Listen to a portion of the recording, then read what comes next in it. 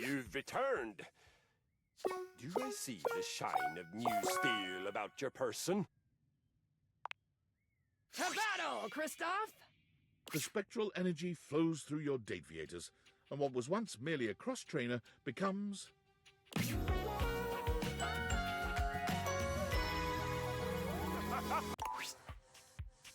Here. I can just imagine the sensation of doing a workout with these! Kristoff flexes his gigantic biceps. Or these! He lovingly strokes his massive quadriceps. Oh, sweet Valhalla, can you even imagine? His exploratory hands have discovered his own glutes, and the light in his eyes is positively predatory. What is there for me to conquer?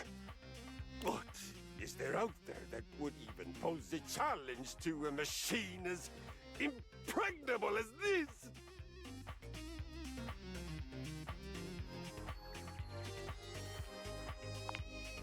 So there is. My, oh my, there is indeed you. Come to me, my fiery delight, and let us hope you survive the coming battle.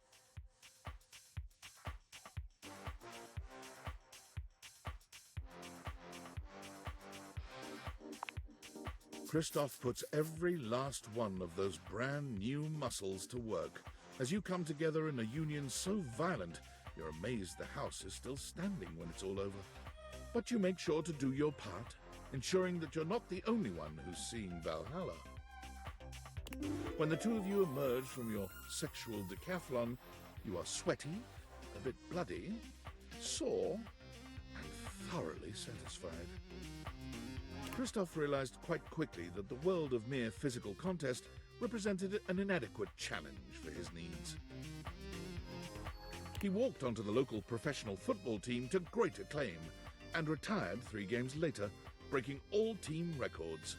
He amassed a total of 7 broken ribs, 1 dislocated shoulder, 3 spilled liters of blood, and 14 broken or fully ejected teeth. As all of these injuries were visited on other players, the league was quietly relieved to see him go.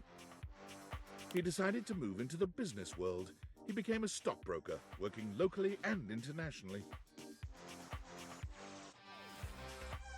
Whatever you can imagine of an extreme stockbroker's lifestyle, double it, triple it, and add just a soupçon of evil.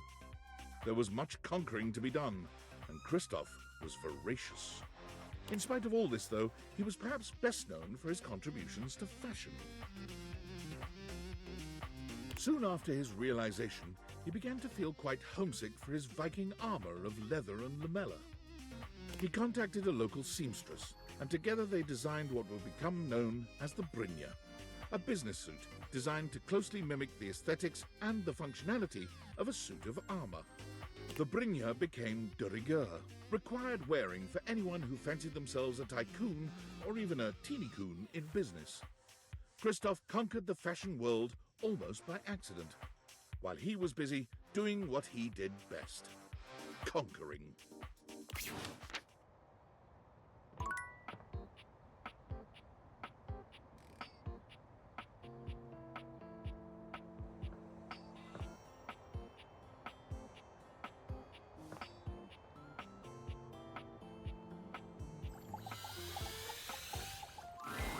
Yo, yo, yo! The VIP attendee!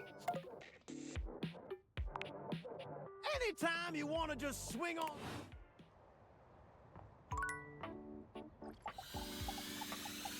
Oh, hey! Didn't expect to see you around here again.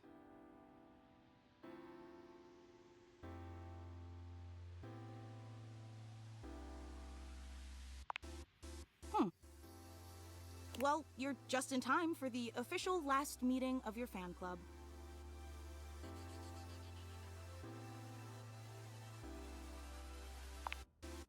Yeah, I'm shutting it down, abdicating my position, tearing down the shrine, and everything. Honestly, it really hasn't been the same since Gary left. And truthfully, I wasn't really feeling it anymore, you know? Well, it was super easy to be ecstatic about the fictional version of you.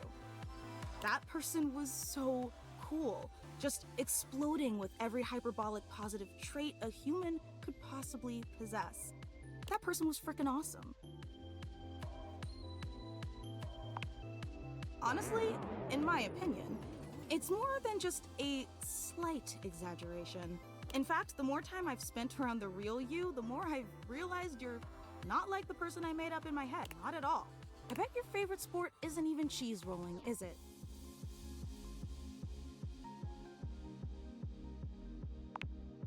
I should have figured.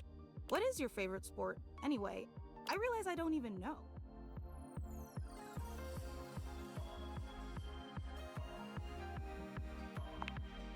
Honestly, me too. Dunk gets me all confused sometimes. I guess there's a lot about you I probably don't know.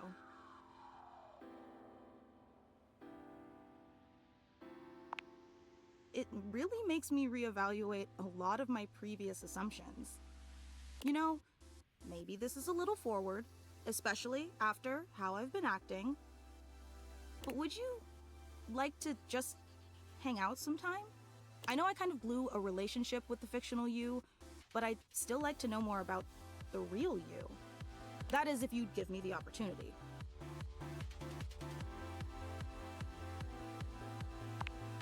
Thanks. You know, I thought I'd be really bummed to lose the fictional you. But honestly, I'm kind of excited to get to know the real you. And who knows? Maybe that human deserves a fan club too.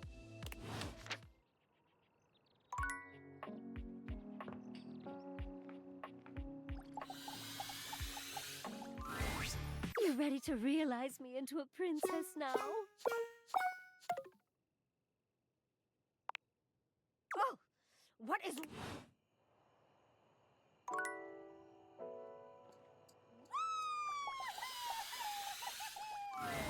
Dorian, for once, does not stand in your way. Perhaps even he knows there's no sense in blocking bathroom access. The first floor bathroom. One of the more relaxing places, if I do say so myself.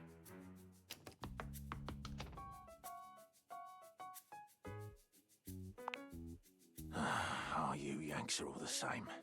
This is the first floor, the premier etage. Downstairs is the ground floor, because it's on the ground. Of course it does. Everything that exists stateside is better thought out where I came from. In here resides Barry Styles, your beauty supplies, and Mia, the mirror, and Rebel, the rubber ducky. What can I do for you?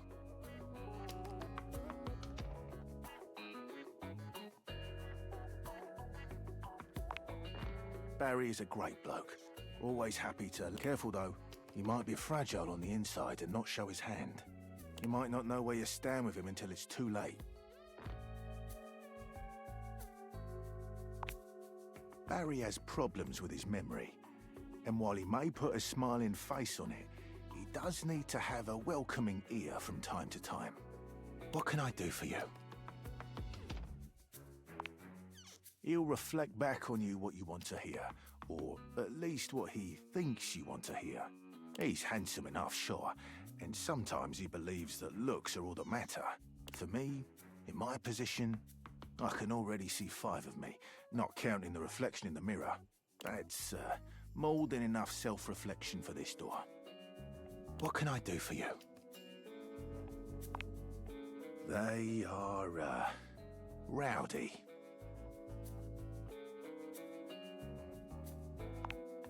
Just make sure there are no adults peeking over your shoulder when you talk to them. What can I do for you? I've said enough.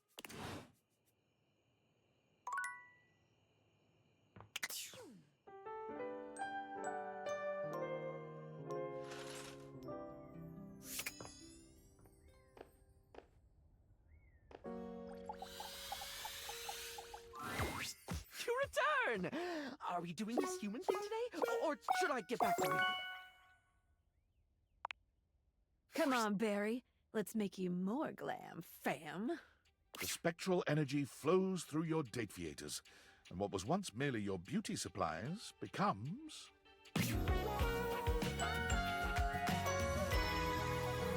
Barry laughs, the joy of his new humanity clearly written all over his face. I'm alive! I've already forgotten what it was like to be a toothpaste. Though I might never forget what it was like being a Q-tip.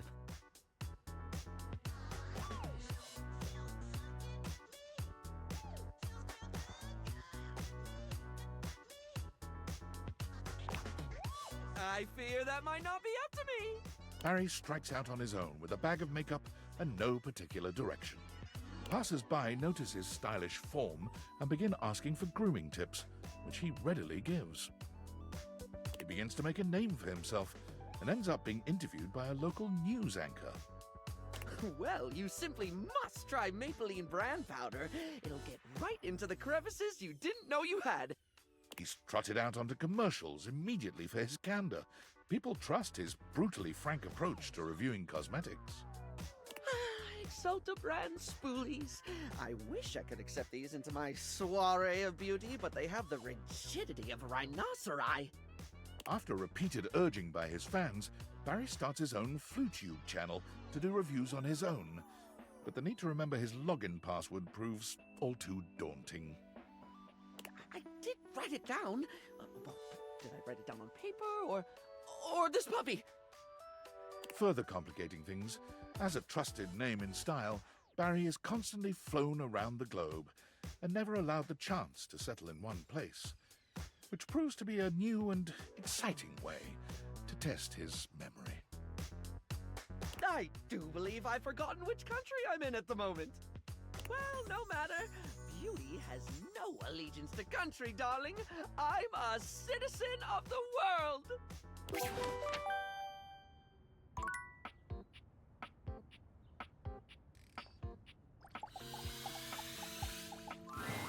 Eshkam, you are looking particularly radiant today.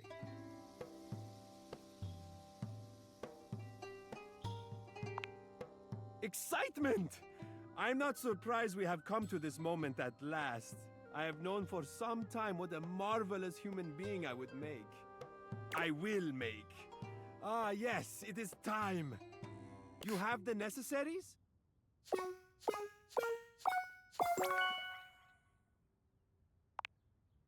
Sorry, but Amir can't be realized just yet.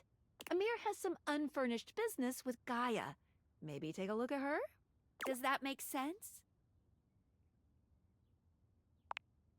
Happy dating!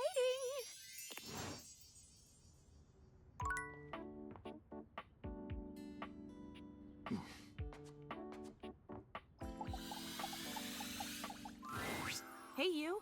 I've been thinking back on all of the things that you said. Thinking and reading.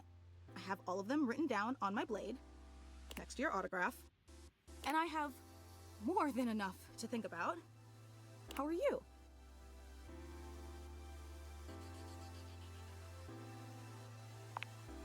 Really?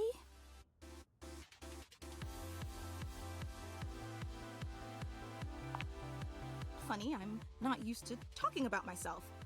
I feel really awkward.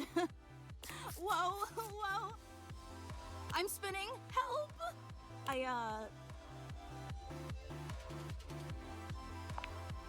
Fentina Fantastico.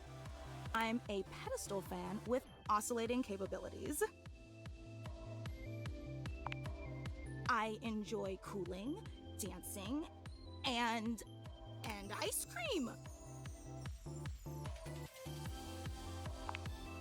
I never talk about ice cream, but it feels really nice to. It's making me think I'm used to focusing on others rather than myself. Day in, day out, I blast my feelings out into the world when I could do with a little more inward reflection. I'm worth it. I'm worth affection and attention and love. Whew. I think that's enough for one day. Thank you.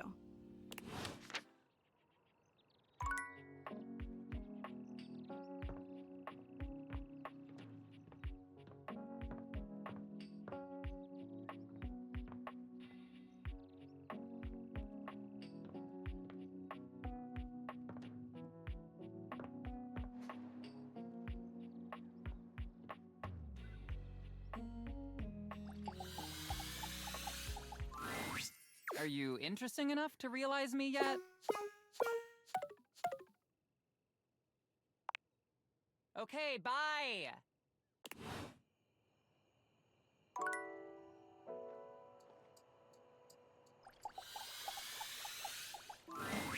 Teasy McTeaserson returns!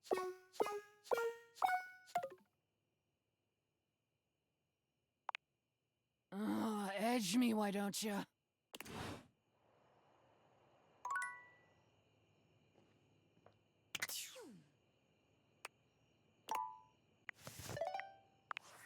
Valdivianites! CEO David Most quickly checking in before checking out. That's right, team. I finally finished my mandatory recovery program.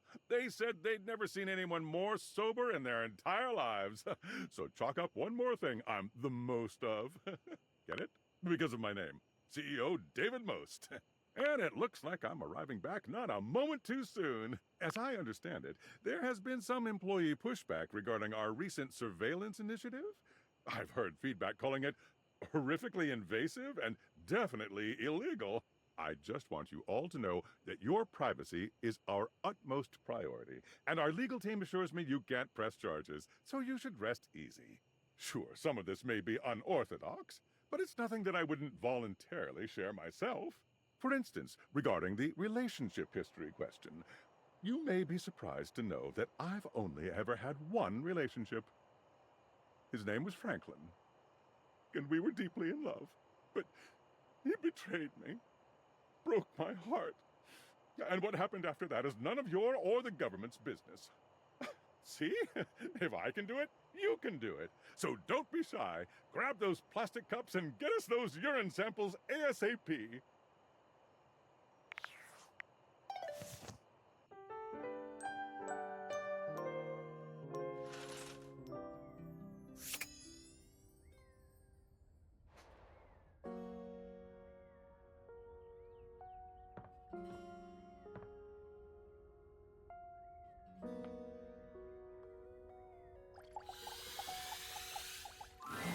Well, all I'm writing about these days is what it might be like to be human. The promise you've made me is turning me into a philosopher.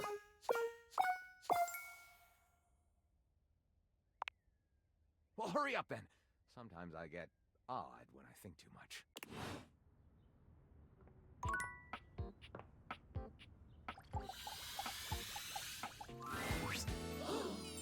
Are you ready? Yeah, we want to be human like bad.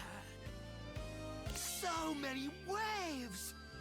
So many mountains! So much kissing! Bro!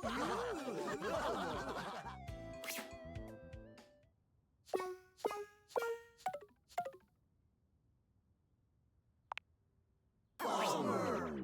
Get pitted! Dang! Heinous! No way! No way! It's all good, bros! For sure. We'll link up in the Gap House, homie. Yeah! Humans! Humans! Humans! Humans!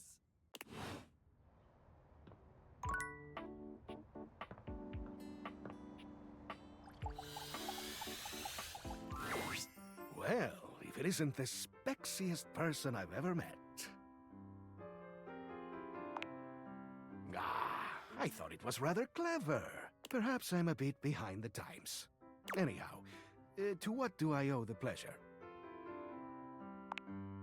Brilliant. What about?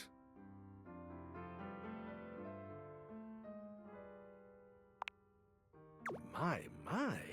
Isn't that flattering? Let's see if you're flirty enough to catch my eye.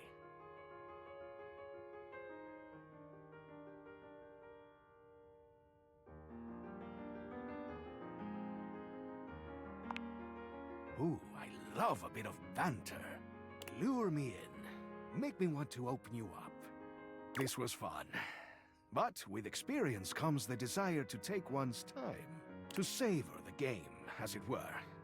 I haven't tasted romance in so long. And the flavor is so sweet. Let's flirt a bit more sometime, if you feel like it. Until then, there's something I've been thinking about asking you. It's like this, you see. I cannot stop thinking about why I ended up in that crawl space. Ever since you first asked me about it, I began to question it more myself. Did I do something wrong? Make some mistake? My heart has always been in the right place, but perhaps I slipped up in the past. Oh no. Was it some act of betrayal or rejection? I just can't seem to put it all behind me.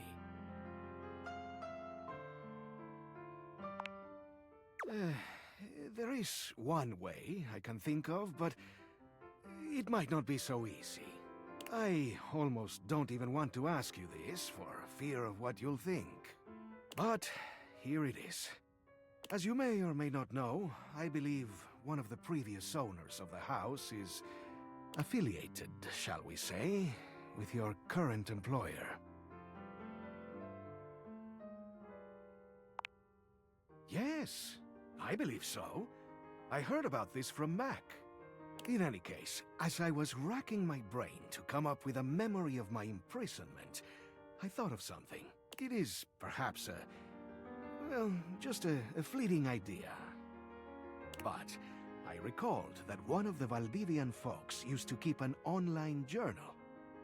He was, in particular, a real stickler for recording dates, accounts, etc. But most specifically, the locations of important things.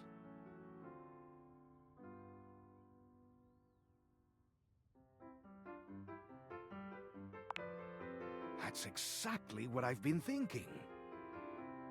So, what do you think?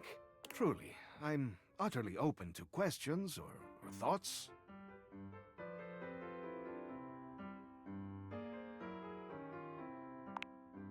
I've thought about this. Now, I am not certain, but I have a feeling Mac could do it. They are so gifted. They could probably... what are the youth calling it these days? Hack it. Then I could poke around and see if there's anything in there that references me. If not, we just leave it alone and nobody's the wiser.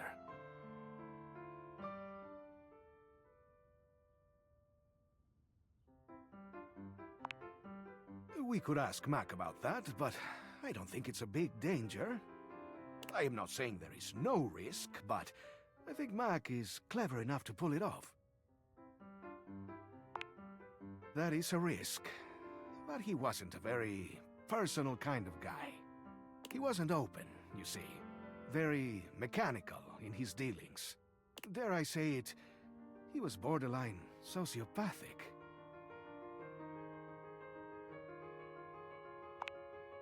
I agree. That's why I hesitated before telling you I'd even thought about it. It's in my nature to be curious, to want to open things up. So, the idea appears harmless to me. I leave the decision up to you at the end of the day. So, what do you think? Am I mad for thinking up this strange scheme? Should I just leave the past where it lies, never to be recalled? Or shall we take the plunge together and seek the truth in strange places? I will gladly abide by your decision, whatever it is.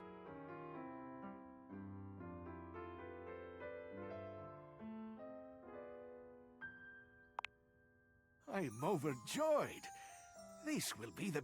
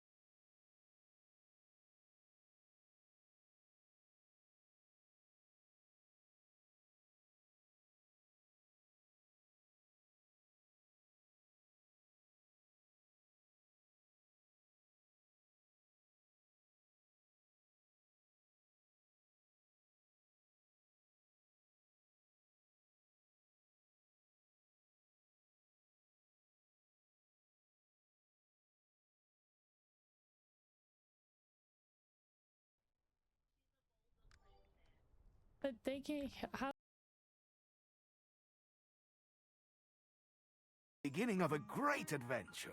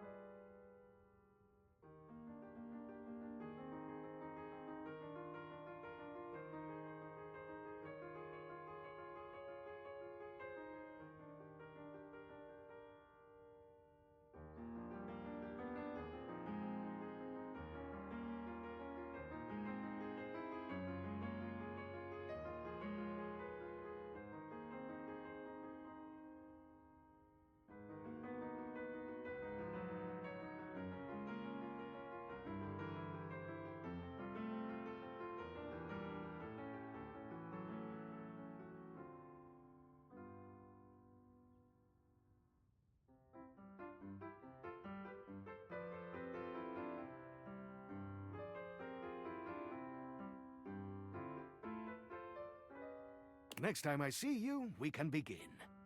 I need to prepare myself to learn the truth. Now, before you go, let's see if you are ready for some candy. Let me take a closer look at you.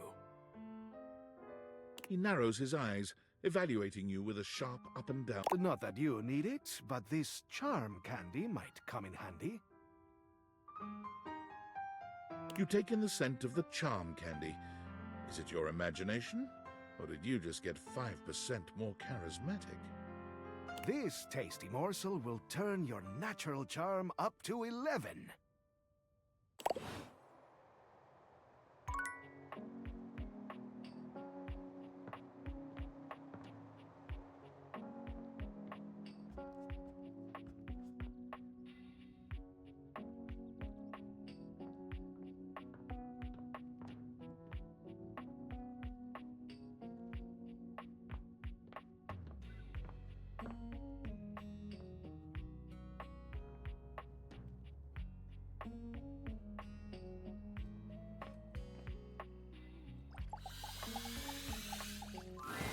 There you are. I'm not impatient or anything, but also, waiting blows. Are you ready? Well, hell. What are we doing standing around talking about it? Let's boogie. Cam!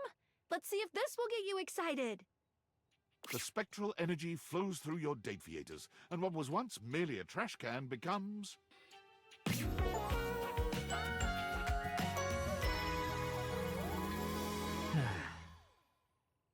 Yep. Before you stands Cam, in all his human glory. Mm-hmm. He casually examines his feet, his legs, and his strong hands.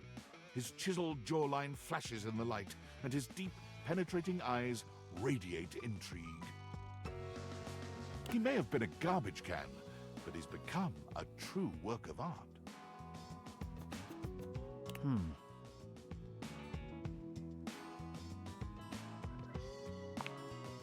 What? You're a human. I've been seeing you a lot over the past freaking endless decade, so it's not like I was unprepared. I exist, it's cool. What else do you want from me?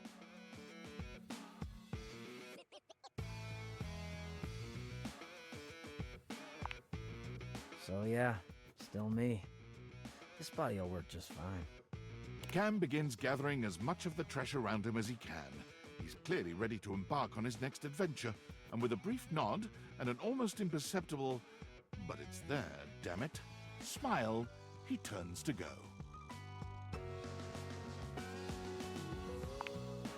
The what? Oh yeah, the tension. Sure. What are you thinking?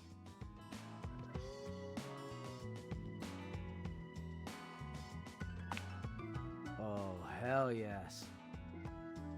Yeah, I can go for that.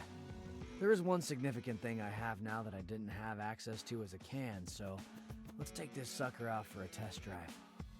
Oh, also, shit. Hang on. Got some great lube in here. I think it might have been some component of a Thai takeout meal at one point, but damn is it functional. And peanut flavored, so that's cool. While you manage to convince Cam to use lube he didn't find in the garbage, your time together is filthy nonetheless. But where Cam's love is dirty, the connection between you is pure. Cam strikes out on his own, and unlike so many of us upon entering the wider world, he has not one doubt about his purpose, his passion, and his final destination. Welcome to my kingdom, Chuckles. Cam has found himself as the undisputed monarch of the biggest dump in the county. There is trash of all sizes and varieties, from the basic household load to industrial waste and commercial-grade refuse, to be handled only by the truly expert. Cam did not apply for this job.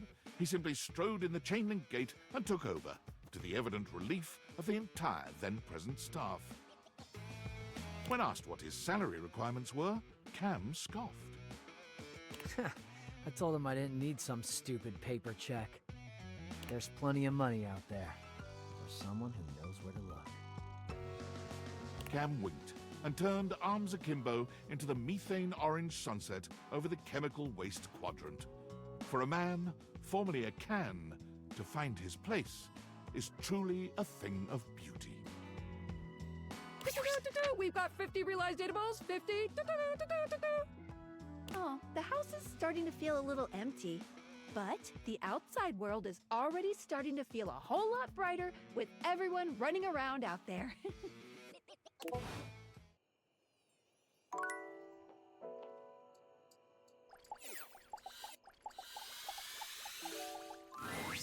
Hi, love.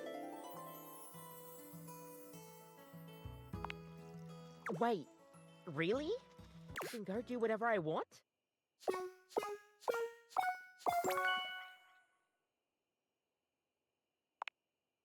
Sorry, but Kopi can't be realized just yet. Does that make sense? Happy dating!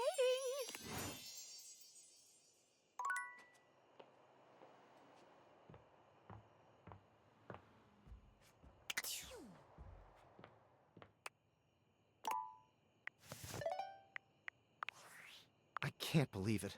This is the most inappropriate, unethical, intrusive corporate malfeasance I've ever seen, and I spent 6 months at our competitor, Diabolicorp. I realize David's under duress, but he's finally gone too far.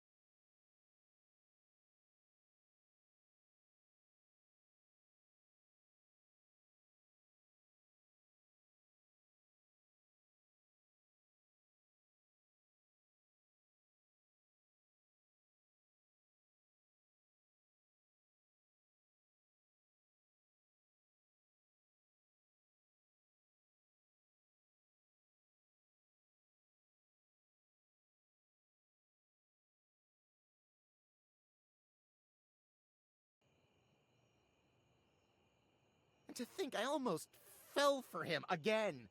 That I almost believed his I miss Franklin. We were so deeply in love. sob story. He hasn't changed at all. Well, I've had enough. It's one thing when his disturbing behavior is only directed at me. It's another when it's directed at thousands of innocent employees. And he can parade around like he has absolute power at that company, but it's my company too. I may have been canned, but I'm still a shareholder, damn it!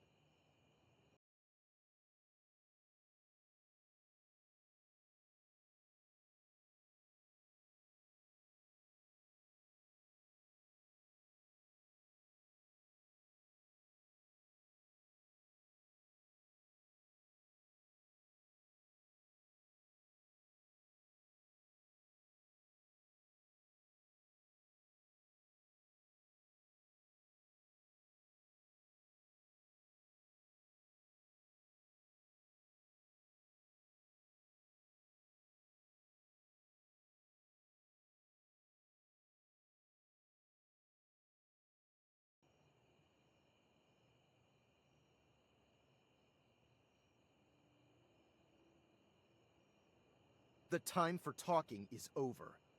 It's time to take action.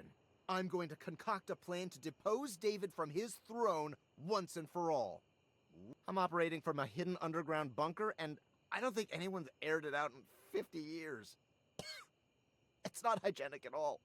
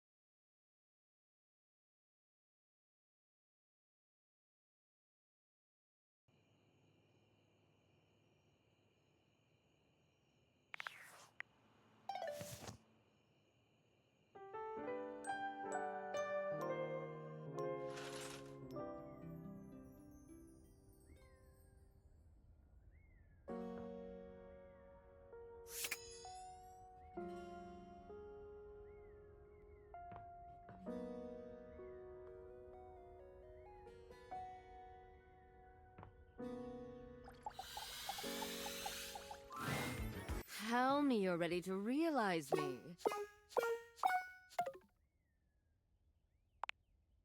You are edging me, and I love it and all.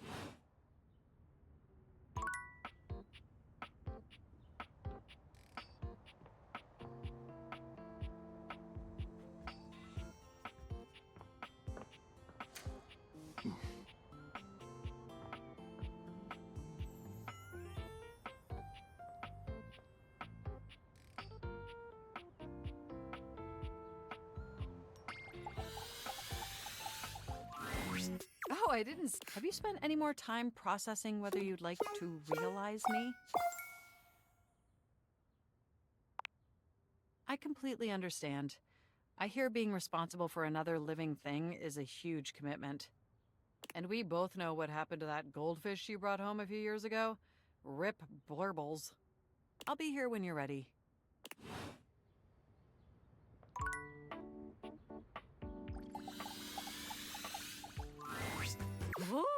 Oh, you have returned. Does this mean you're ready? Sorry, but Dasha can't be realized just yet.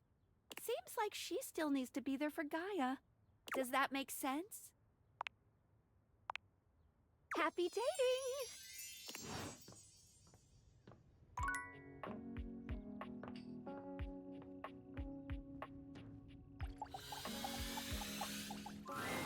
Hello again, my love. Got any traveler stories for me?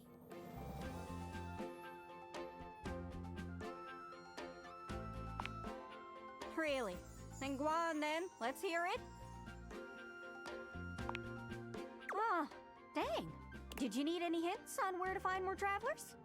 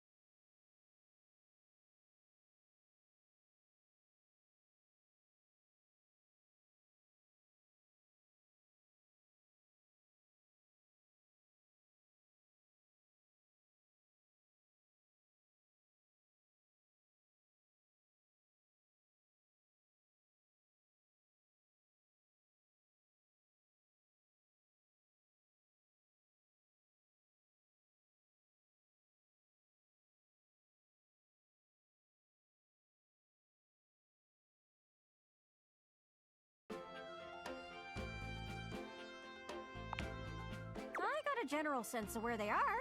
Let's... Whee! Whoa! I don't have any hints left. Good luck. Don't get lost.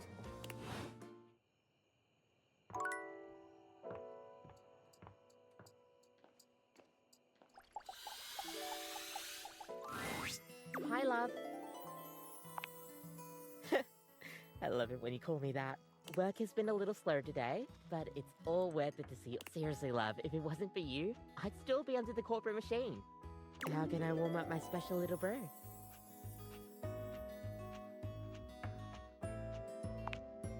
What can I get for you today?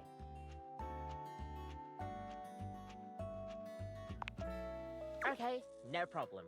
One affogato? Order up! Kofi flies into action, assembling your drink order with speed and skill. All right. Here we go. One affogato.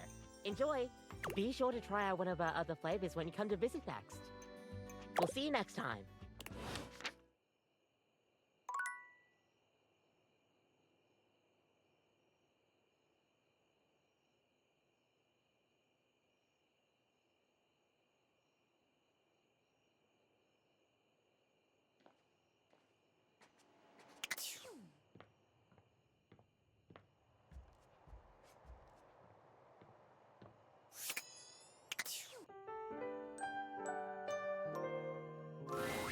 Are you here to beg for your dreams back? It's not going to work, you know. You've already shown me what a waste it is.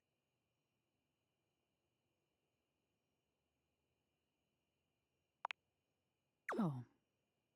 Well, I do miss making your dreams. It was getting so boring without it. Let's start again as friends, then. See you in your dreams, then, friend.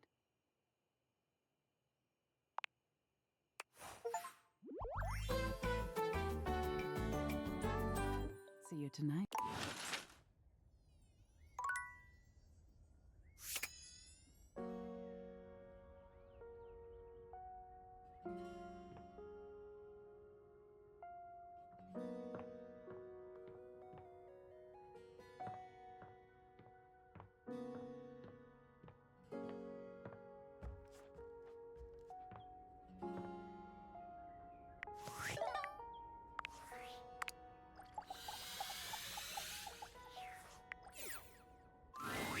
Hey, hon. We're still on for later, right?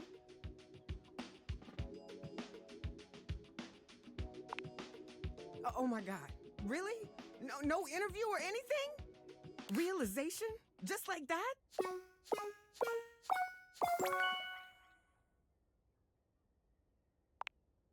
Come on, Willie. Let's find you something to do. The spectral energy flows through your dateviators, and what was once merely an abstract representation of your work becomes...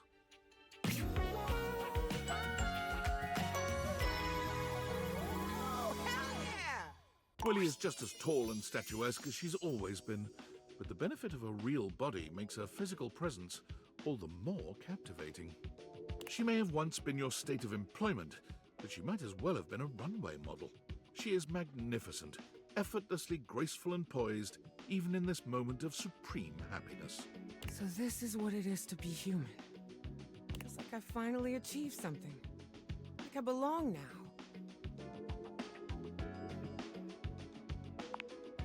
Willie's intense gaze narrows in on you, and while she remains calm and collected, it's as if the temperature of the room has risen about 10 degrees. You know, I think you and I are long overdue for a little meeting. And no, this cannot be an email. You might have thought you and Willie were vibing before, but her humanity enables you to reach new heights of synchronicity. Willie ensures every item on your agenda is thoroughly addressed, line by line. And when all is said and done, you peek together multiple times, your hearts in perfect organization. Willie is quite satisfied with your work, for once seeming entirely certain she's done all she set out to do. When she leaves the next day, you can tell she's nervous and excited. Her future may be uncertain, but she's ready to embrace possibility. Willie's journey to find herself as a human is a true journey in every sense. She travels the world, trying out various careers and sampling the local cuisine everywhere she goes. You're not really certain how she's funding this journey, to be frank. When you ask, Willie only tells you not to worry about it, and that Valdivian is making good on what they owe. Willie eventually ends up right back where she started, at Valdivian. She's hired as a high-level consultant to repair the extensive damage caused by handing over policy decisions to Val 9000. She works remotely, so she frequently sends you photos of herself at the beach with a laptop and a drink in hand. Could I get another one of these coconut things? Thanks, honey. What? I'm obviously not talking to you, Milton. God. Just get that report to me by EOD Monday. I'd hate to have to escalate this. She may have taken her time getting there, but you're happy to see just how fulfilled Willie is, now that she's truly found her place in life.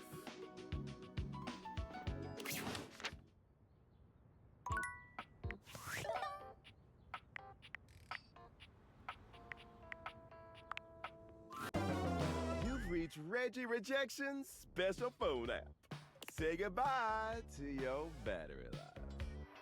How can I help you spread some lovely rejection this fine day?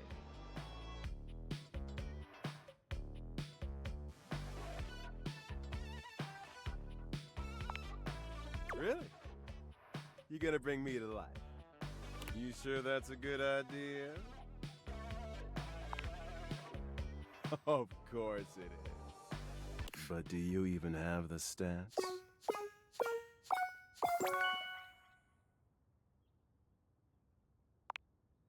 Here we go. I hope/don't hope this works. The spectral energy flows through your Dateviators, and what was once merely the manifestation of rejection itself becomes...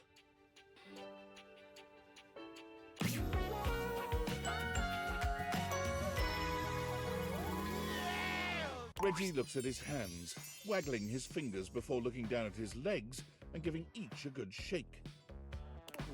Baby, I got appendages now. Anything I'm gonna do, the world doesn't know what's coming for it. Oh, I shall. Reggie burst forth into society with one aim on his mind. Hate, give me all the hate, baby. He went looking and found hate immediately. He signed up for all the nearest hate groups, looked into hate crimes, and found that there was even a hate rally going on. As he arrived, one thing became immediately apparent. What the hell?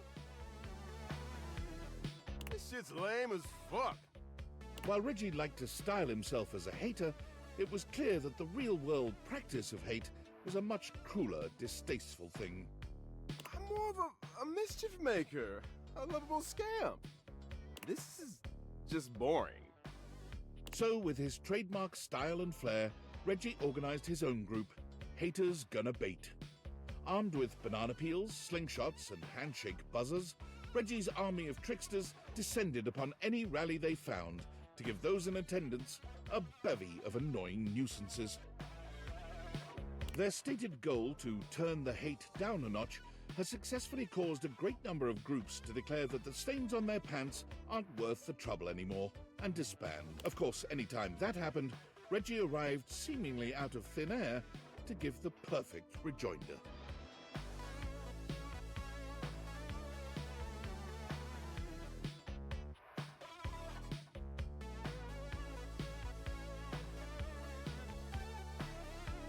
Later, haters.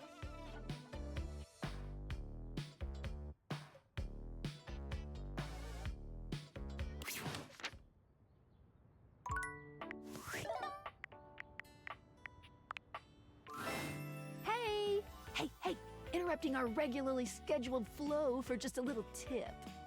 Since you've progressed so far, you might want to check out some extra features if you're looking to make it all the way to the end. Check it out under the utility menu. Don't want to add tedium to your nice little dating sim. Okay, back to it. Yo, how's it going?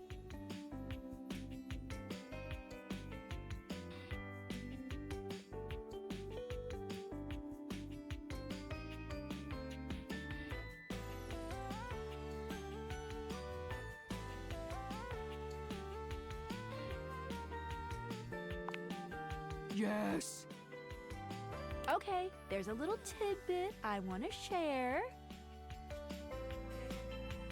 You might be wondering how all this dating technology works.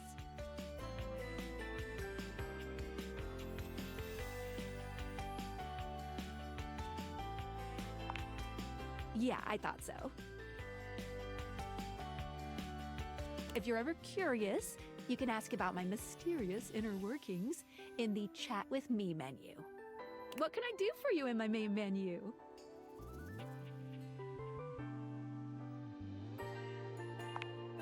Oh, let's. There's lots I can chat about. Me?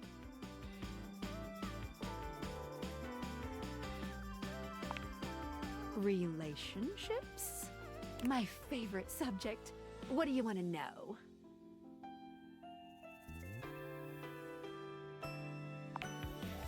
Oh, you want to date me, eh? It's possible, you know. You just have to, ask me about myself.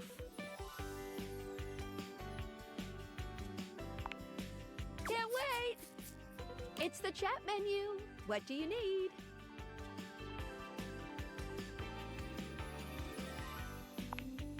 Scoochin'. Anything else?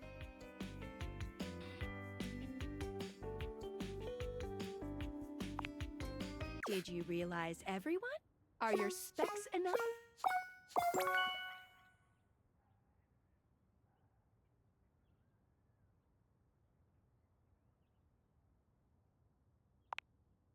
Sorry, but without realizing everyone else, you should really keep me here. Otherwise, it's basically game over.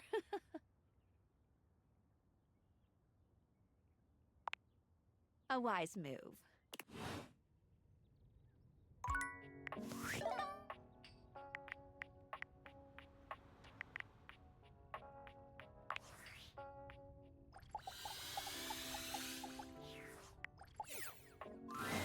I had a feeling you'd be back. Have I ever told you that you are my favorite player who has ever played this game? You've treated those datables so dearly. But enough about you. Would you like to play our little developer dating game?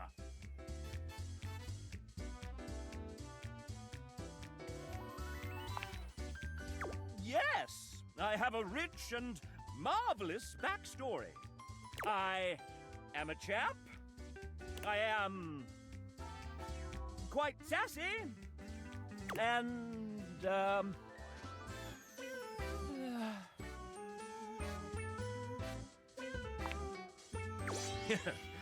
stiffest and strongest damn bubble bath mixture you've ever seen. Keeps me absolutely blitzed at all times. I have a rich and marvelous backstory. Oh! I didn't quite buy it, exactly.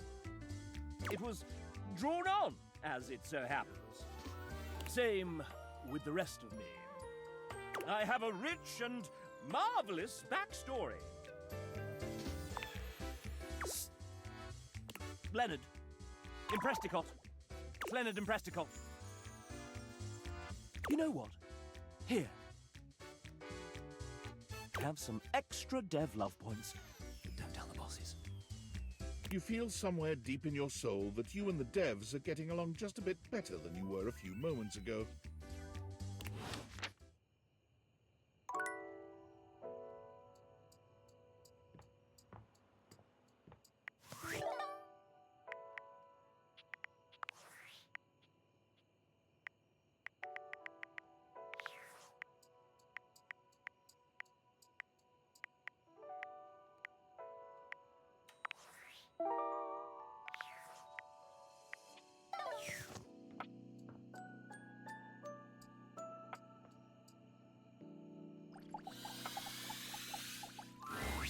You're back? Is the case closed?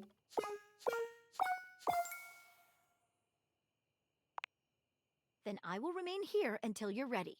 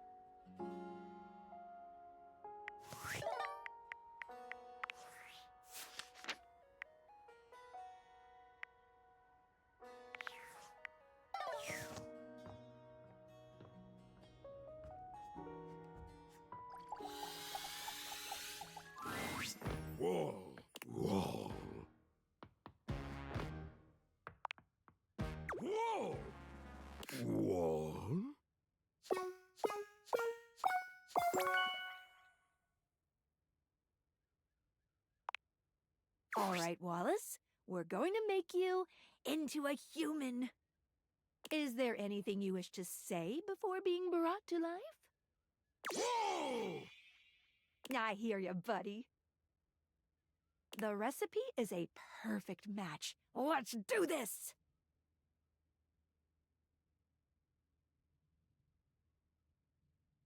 The spectral energy flows through your Dateviators, and what was once merely a wall becomes...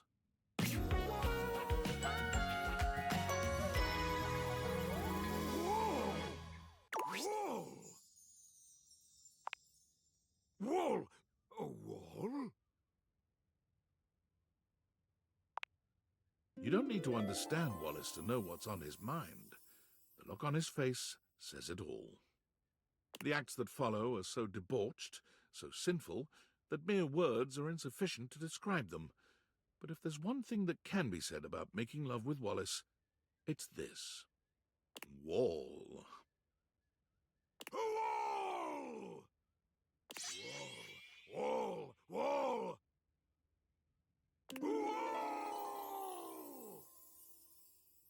You never quite know what Wallace is saying, but somehow you know just what he means. You bid him a fond farewell the next morning, and he bids you a sweet wall. Wall.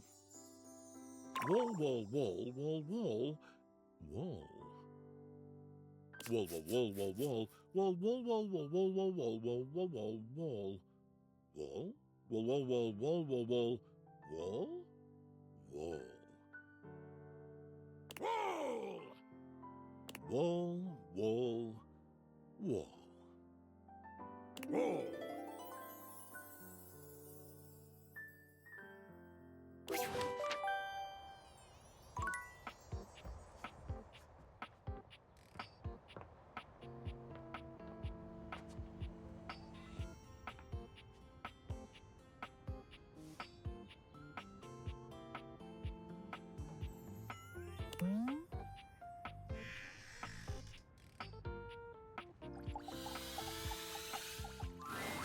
Oh, my little bunny, I am always pleased to see you appear. Ha! Now you are the one playing tricks. For if you truly meant it, if you truly meant that you were going to realize me and make me human, well, then this would be the most exciting day. And when I woke up this morning, I was by no means prepared to have the most exciting day of my existence. So...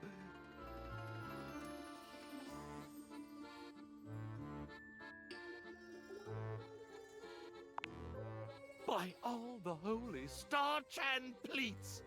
Yes! Let's do this! Ultimate magic trick begins! Sorry, but Ronaldini, can't be realized just yet. Before our magician performs his latest feat, he needs to be there for Gaia. As an exotic foreigner, he might have a lot to tell her about. Does that make sense? Happy dating!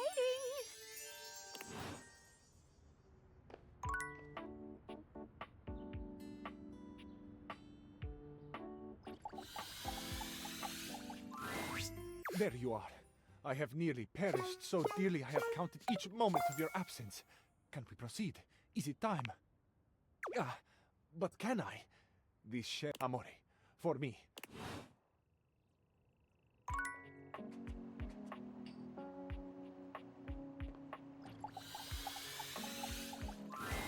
Hola, mi amor. I miss you already. Don't be a stranger, okay? Shut up. Ay, Dios. Really? I'm so excited. Oh my god.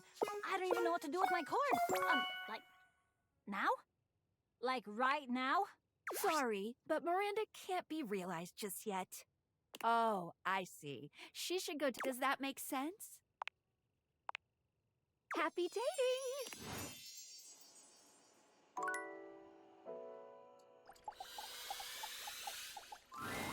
You're back! I take it you're ready to realize me.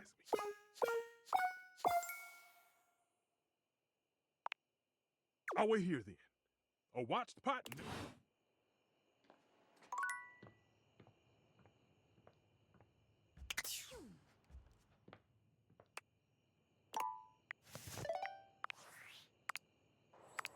Hello, human.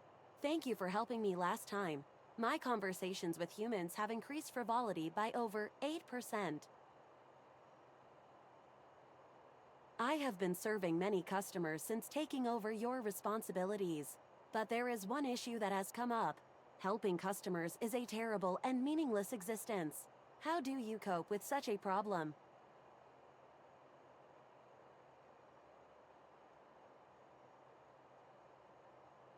I understand.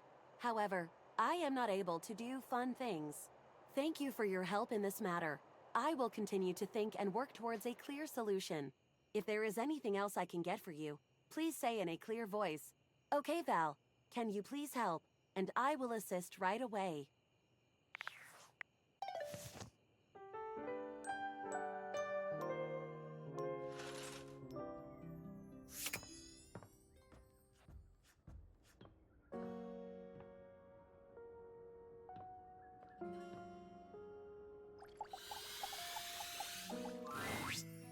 Well, if it isn't my favorite human. Are you serious? Wait, of course you are. You've always told me the truth before, so it makes sense you'd be telling the truth now. But whoa. I mean, whoa! Let's do it. My rescue is about to get a lot bigger. Can we do it now?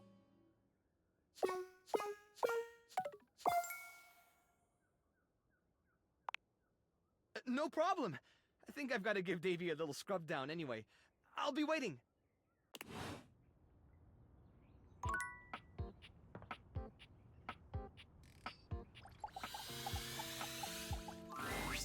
Hey, Isle. You've got enough points to beat the high score?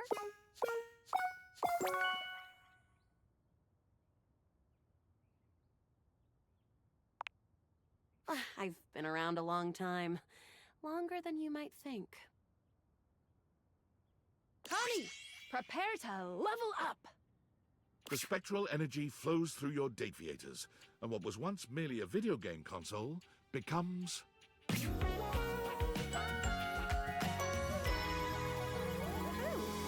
Oh, wow! These graphics are incredible! Connie's gaze wanders all around the living room, taking in the extreme detail in the assets. They did a really good job on you.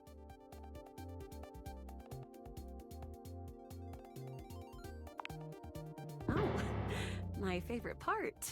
Finding all the loose ends. Connie delights in just how interactive the human body can be.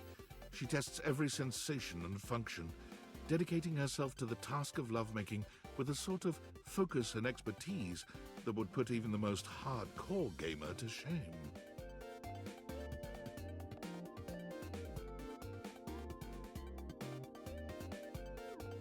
She speedruns your pleasure, mercilessly exploiting your every weakness to bring you to your peak in record time. It's not until the first rays of sun peek in through your curtains that Connie manages to let you rest, muttering something to herself about server maintenance. As you watch her set off to start her own life, there's no doubt in your mind that Connie's passion and dedication will take her to the top of the leaderboards no matter what she chooses to do. I think I'm going to use these versatile pipes of mine to make a living as a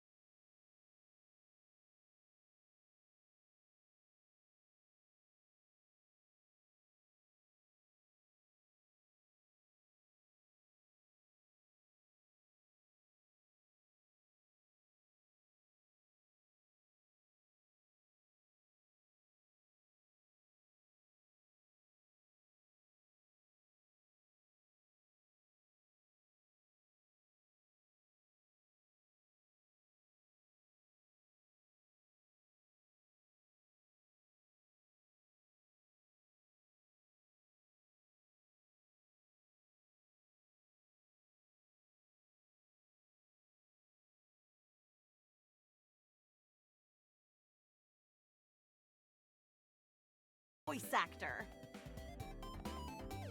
Perhaps one of the most dangerous paths one of today's humans can take. In the age of AI, voice actors were a rarer breed than any before. But if there was anyone who could do it, it was Connie Sooooo. Her auditions took the industry by storm. No one could believe that all of these characters were the same person. Trust me, I'm good at seeing things from all different perspectives.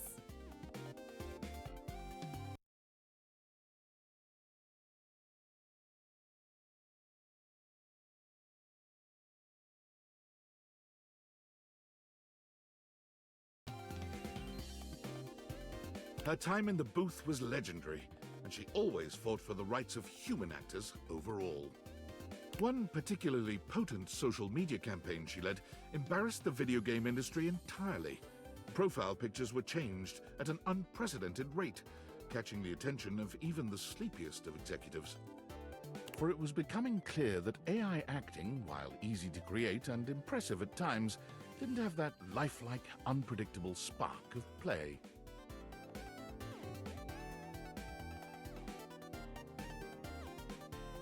Because Above all, gaming should be all about play.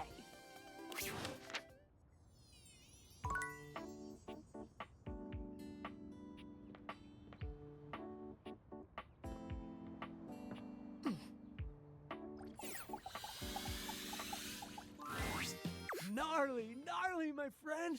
Are we doing this? Bro Chacho, you are so...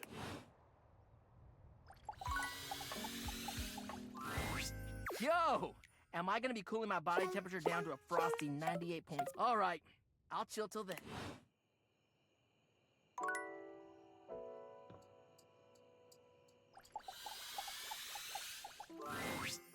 again, my love.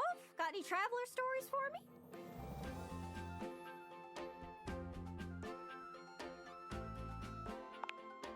I got a general sense of where they are. Whoa! I don't have any hits left. Good luck. Don't get lost.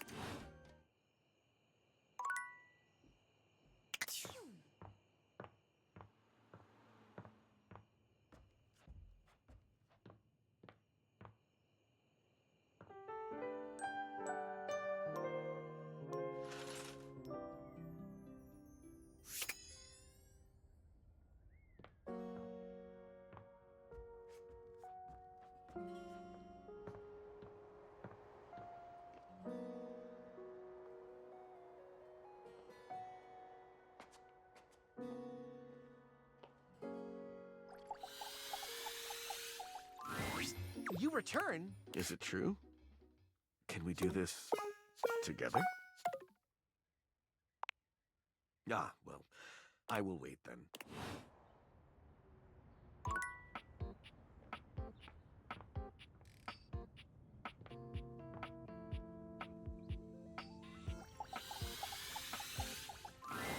Thou hast returned. I admit I long to feel your sun on my skin. I'd love to have skin and play it from my rivals. My anticipation builds like a... Shall I shower or strike? Only time will tell.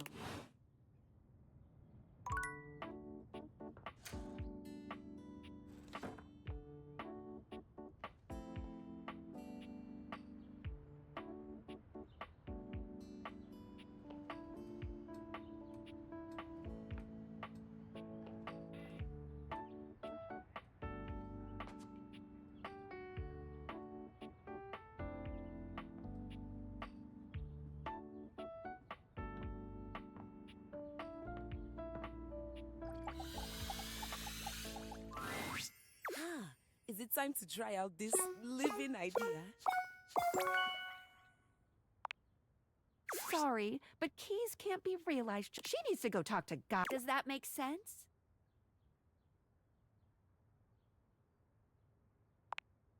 That's okay. Just keep checking.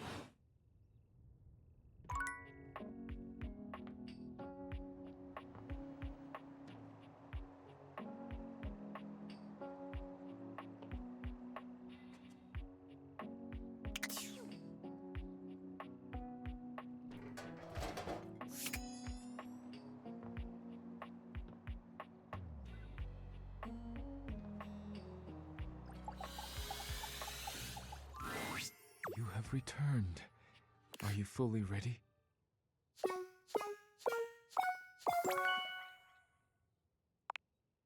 Welcome to your new world, Daisuke.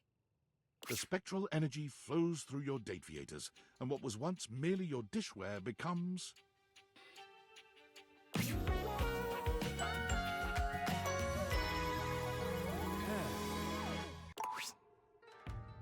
What is my hands? Daisuke holds his hands up in front of him, like a stoner who's only just realized the wonder of his own body. The power of these hands. They can create so much. He looks up at you suddenly, with a wild gleam in his eye. I must test them immediately. Daisuke might be entirely too serious in most circumstances, but you find that you appreciate his single-minded dedication to getting you off. His passion for the arts is only matched by his passion for making you feel incredible. And by the time you've finished, you're both exhausted and a new believer in all his talents.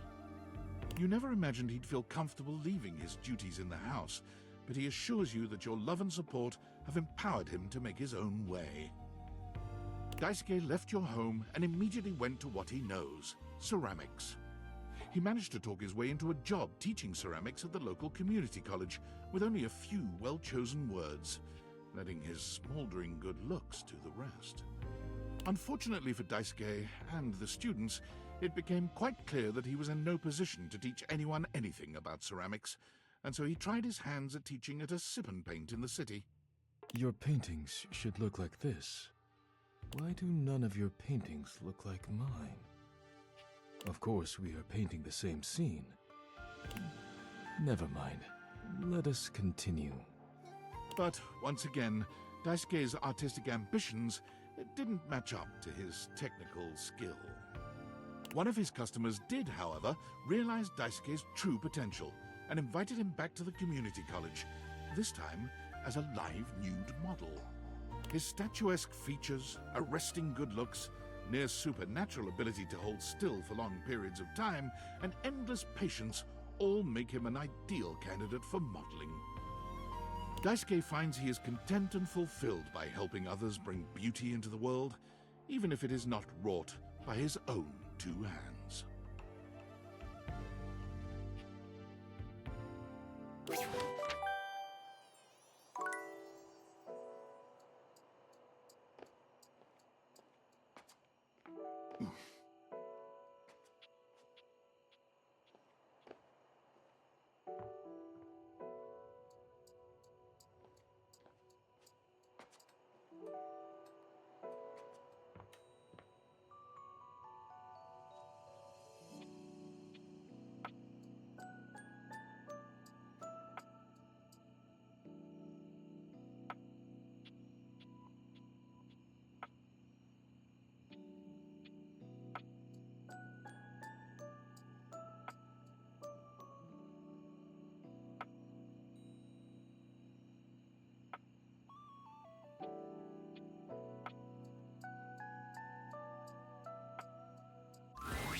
Well, look, it's my old friend, the dork.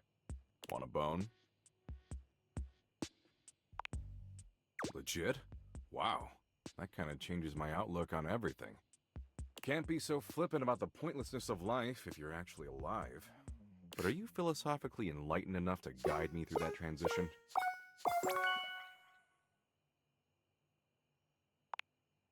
Okay, Doug. Let's see if we can get you a better drawn face.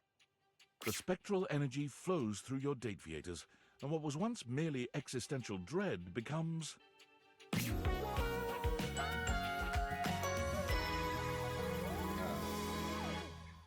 Tight.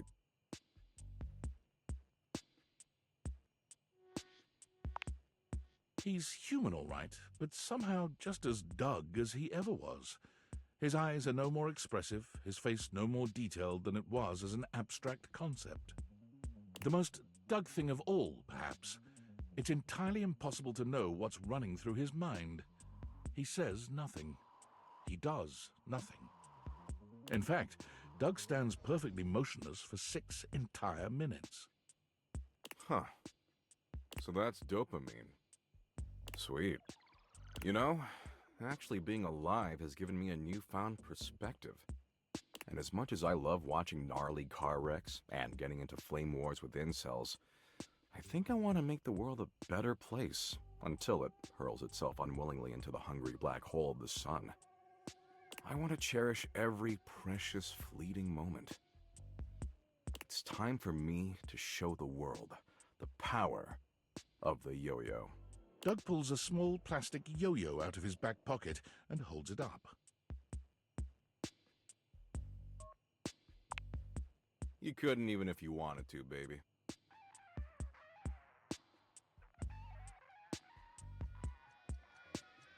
The yo-yo is the ultimate representation of the cyclical nature of the universe. Life, death, rebirth, all moving towards a final entropic state of persistent rest. And it's got flashing lights. Apparently, the yo-yo that Doug had kept in the back pockets of his ripped jeans all this time had been put to good use over the millennia, because he was an absolutely stellar performer. His act traveled the world and distracted humans from their eventual demise for fleeting moments. That is, until his flashing yo-yo came to a stop at the end of his act, and he said his trademark phrase. You're gonna fucking die, bitches.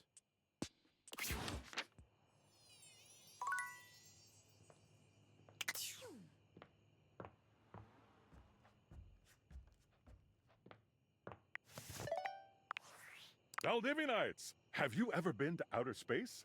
Well, as of right now, I have. Which means I, CEO David Most, have the distinction of being the first corporate CEO to send a team email from beyond our planet's exosphere. Super exciting stuff.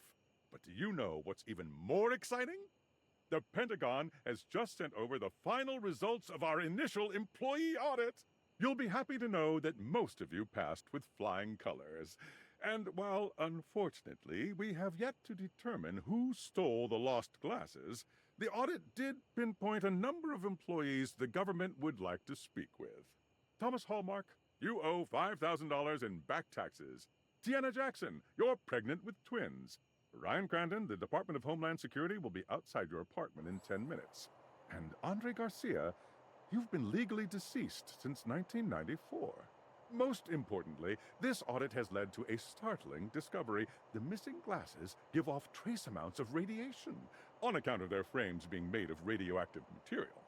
Knowing this, we will be able to track the radiation, allowing us to finally pinpoint their exact location. With any luck, we'll have them before I re-enter Earth's atmosphere.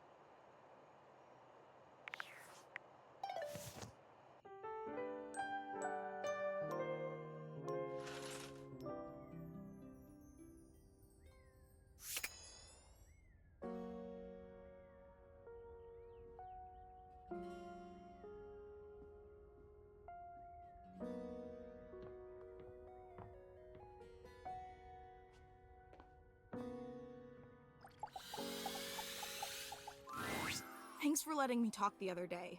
It felt really good. I want to let you know that after some real soul searching, I'm in love with you. For real this time. This time, the love comes from the right place. From loving myself first. Would you be my biggest fan? You mean it? I'm ready to love you in the best way, to allow you and me to share space together. Because I deserve it, damn it.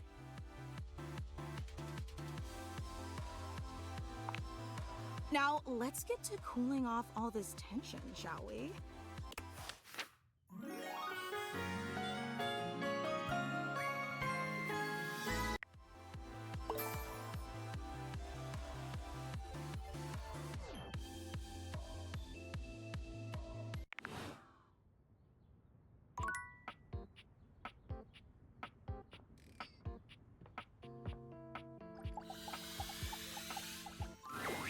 Hello. I am so excited to see you again. I've been thinking non-stop about our plan. Are you ready to make some moves? Or can I help you with something else?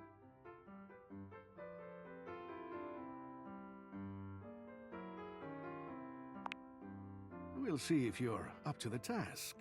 I won't be so easily won over this time, you'll find.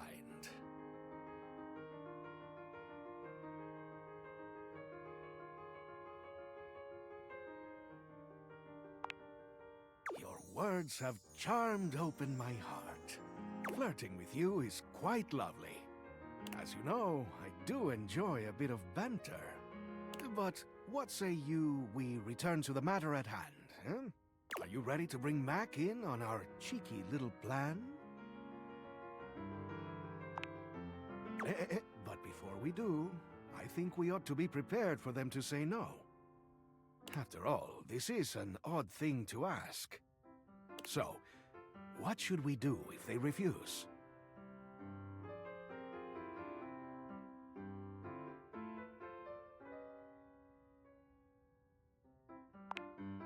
Why, that's brilliant! Okay, here they come. Mac wheels into the room with a kind smile on their face, greeting the two of you with a small wave. I believe my presence is requested? That's right, Mac. We have a rather curious request for you. Oh.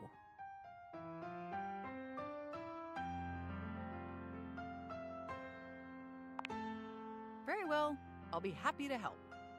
Where is this key located within my storage?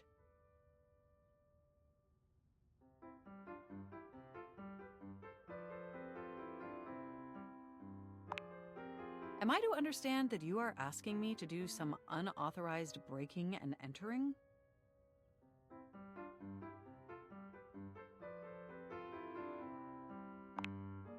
While this does sound entertaining, I'm afraid I have to refuse. This goes against the ethical model coded into me at creation.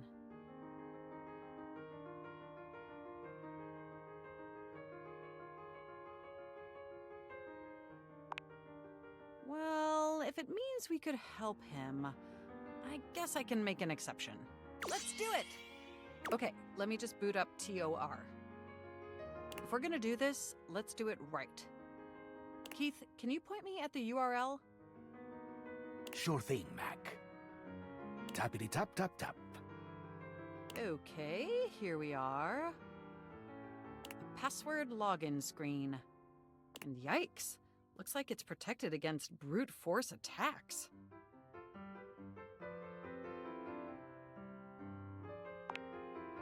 No, means we only have a few attempts before it locks us out.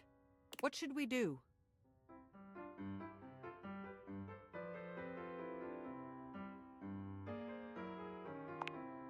Didn't work.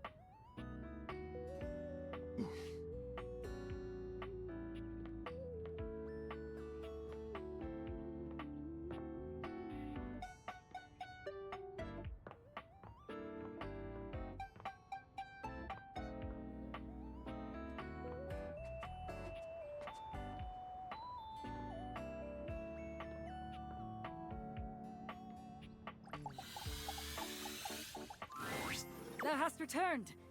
Is it time? I admit my thoughts have drifted to your fey realm as of late.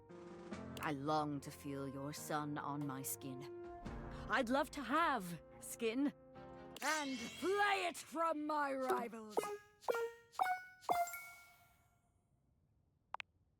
My anticipation builds like a mighty thunderhead. Shall I shower you with my torrential tensions, or strike you down with a bolt of impertinence? Only time will tell. And your time is running short.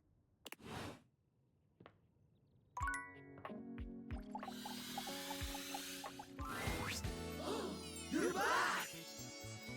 Are you ready? Yeah, so many waves! So many mountains! So much kid roll!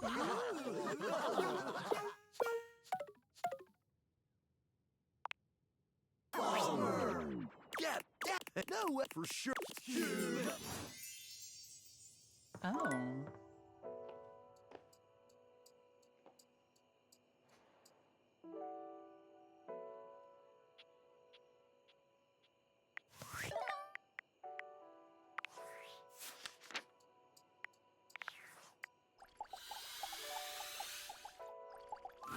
Hey, baby.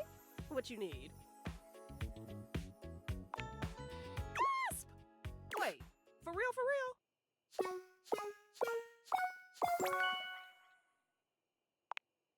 Phoenicia, life's ringing and it's for you. Spectral energy flows through your dateviators, and what was once merely a cell phone becomes...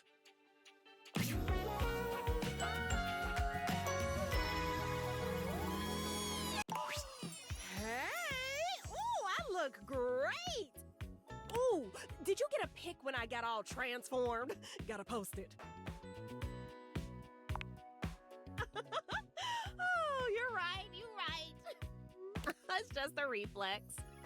And one that I don't need to follow anymore. Phoenicia attempts to log into Placebook. Damn. Thought so. I can't even access my account since humans can't use Placebook, which means I'd have to build myself back up from nothing. Which is really a blessing, because now I don't have to care. Phoenicia throws her hands up in joy. Woo! Wow! What a relief.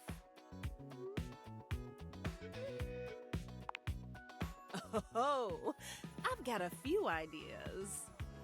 As an influencer, Phoenicia knew all the right ways to do everything, having made all the tips and tricks videos herself. But with her eyes off the feed, she is able to feel everything a lot more than she expected, reacting in real time to the dance you two were doing. Quickly, she improvises, moving with you, moving against you, trying out new things, failing at some, and laughing all the while. Oh, yes! Her radiant smile beamed even brighter as she experienced her first real-life like. Phoenicia left the house looking for anything without a screen, and quickly found her hidden talent and passion for painting. She took courses in technique and design, and made many a fine canvas. But simply painting one subject at a time to have her work fill the gallery for snobby people, Phoenicia didn't feel like she was having much of an impact. It's like art for art's sake. Not my style. I want to help as many people as I can with these pastels. That's when it appeared. The largest canvas she had ever seen. The side of a 20-story building downtown. She set to work on it.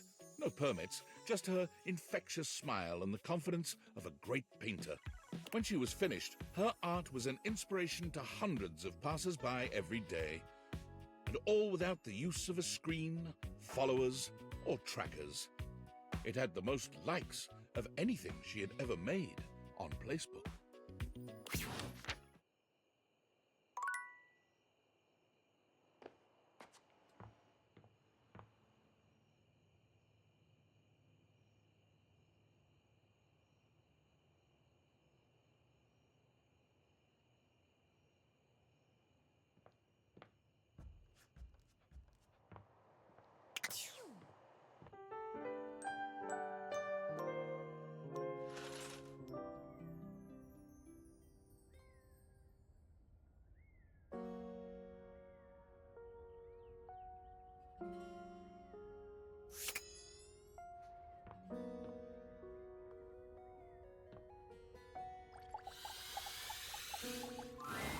Oh, you've caught me at a strange time. There are normally clothes in here, but they're currently tied up in the laundry room. Seems like it was your doing.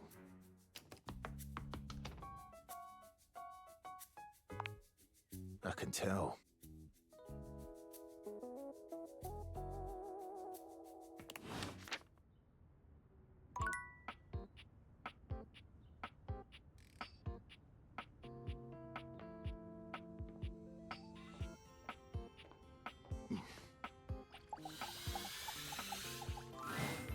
Tell me you're ready to realize me. You are edging me.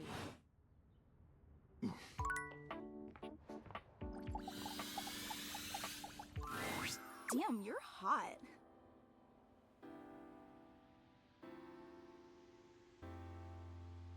Let me cool you a little.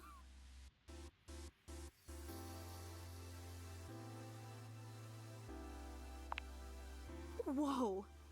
I've already been on such a journey with you. I don't know if I could handle anymore. Can you really do it?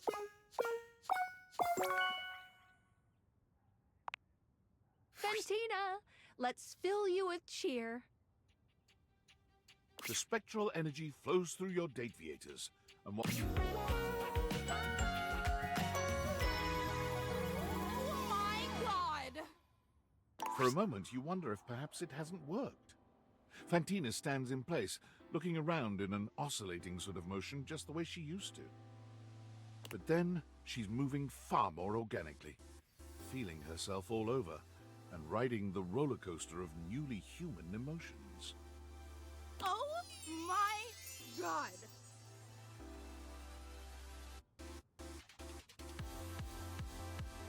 This absolutely cannot be real. This cannot be happening right now. Somebody pinch me. If I'm not bleeding, you're not pinching hard enough. I just cannot believe it. This is legit cray. I'm so close to shaking, crying, and throwing up. But now I'm concerned actual fluids would come out of me. Is that normal?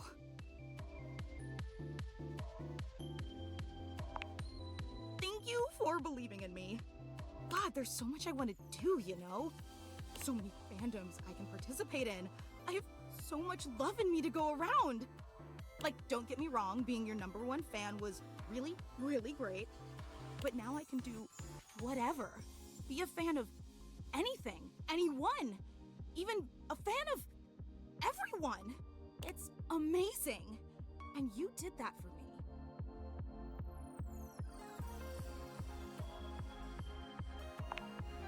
You have no idea. And I know our relationship has always been a little complicated, but maybe now that I'm alive, it'd be a good opportunity for us to start things over on the right foot as human equals. What do you think? Thank you, my love. Fantina draws closer to you, taking her time to savor every moment. Her nose brushes yours, her sweet breath warming your lips in a sort of reverse echo of her old life as a fan. You almost wonder if she's having second thoughts, but then she's surging forward to capture your lips, and all thought vanishes from your mind. Now that the two of you are on equal footing, Fantina's love truly blows you away. All that prior fan club passion never quite vanished, and she channels it effectively now. She praises you throughout, but her sweet words are grounded now, every one of them making you feel as though you could truly do anything. Perhaps most pleasant of all, however, are the moments afterwards, when the two of you bask in the breeze of your old fan together, content and exhausted. And so, with a veritable buffet of options to gorge yourself on, Fantina set out to find her place among what she considered the most promising fandoms. She tried being a band groupie, a Discord mod, a Patreon subscriber.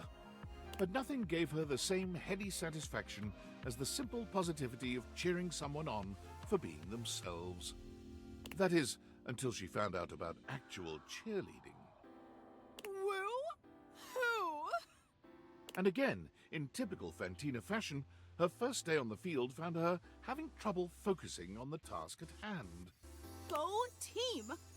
Go other team! Go concession staff! Go people eating hot dogs! Her irrepressible ebullience led to her becoming the mascot of sports in general, and soon to take on the world at large.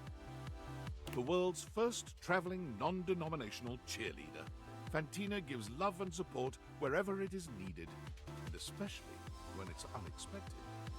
Great job mailing that letter. Go bank tellers. I want to hear some parking support. It's adorable.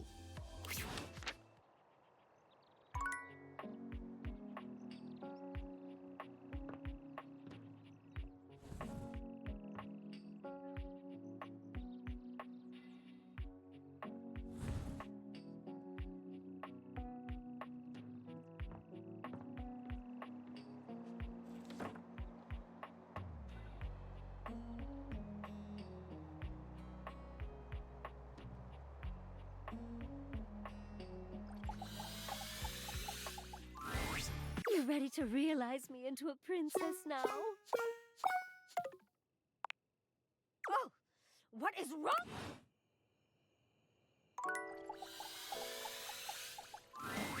Teasy McTeaserson returns.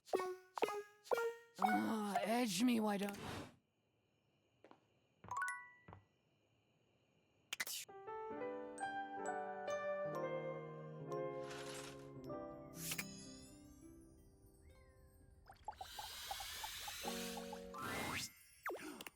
There's so many in this, but I know you're not one of them. Oh! Hello! Hi! Greetings and salutations! Is it time? My, what an art! In the future, though.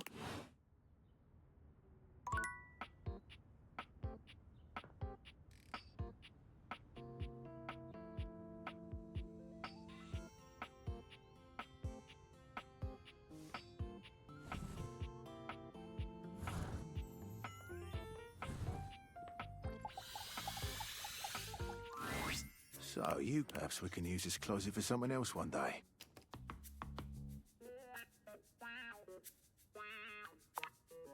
I'm not opposed to it. You have the requirements, I presume. Sorry, but Dorian still needs... Does that make sense? I know, but it's important.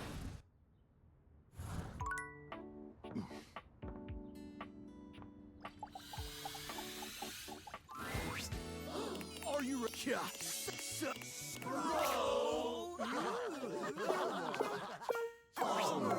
Get that! Hey, no, for sure. Yeah, dude.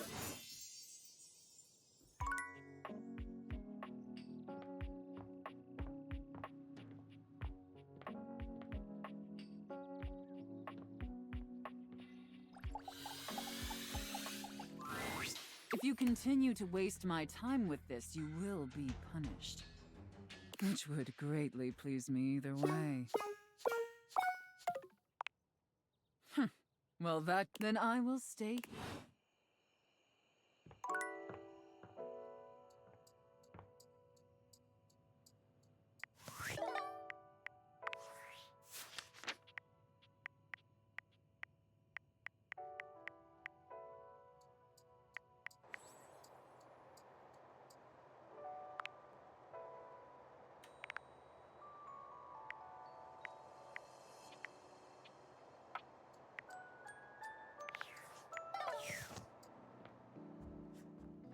Oh.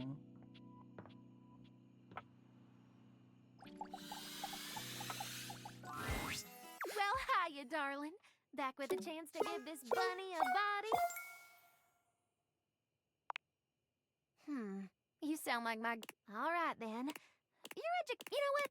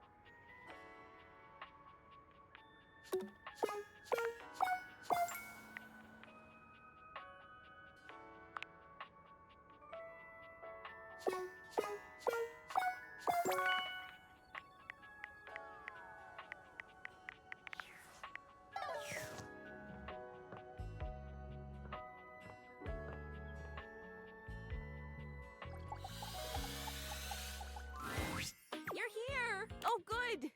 Well, after the fiasco I put us through last time, I have buckled down and I've been studying like a squirrel.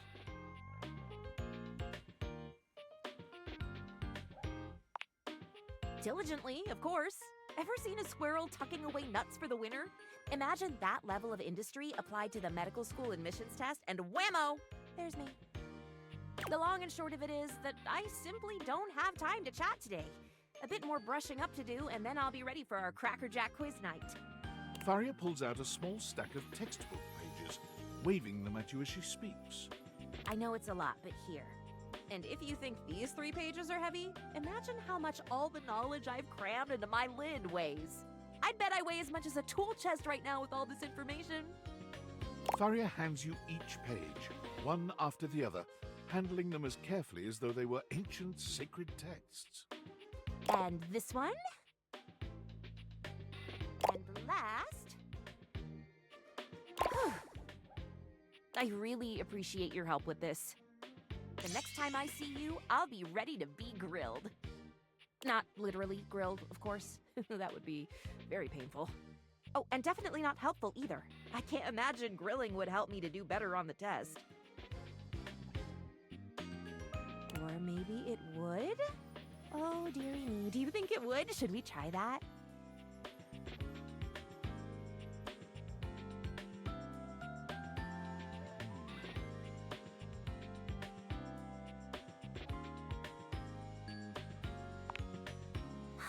Okay, back to it. Onwards and upwards.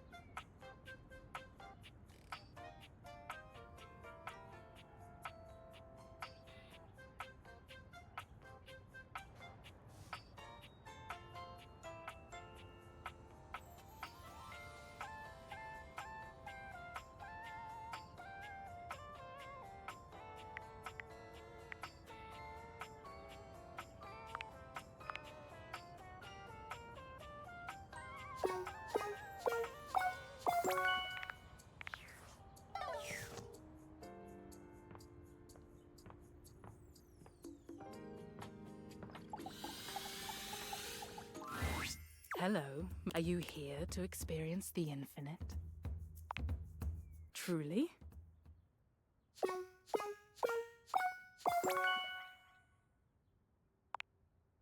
Sorry, but Rongo Myfenoa is from a different... Does that make sense?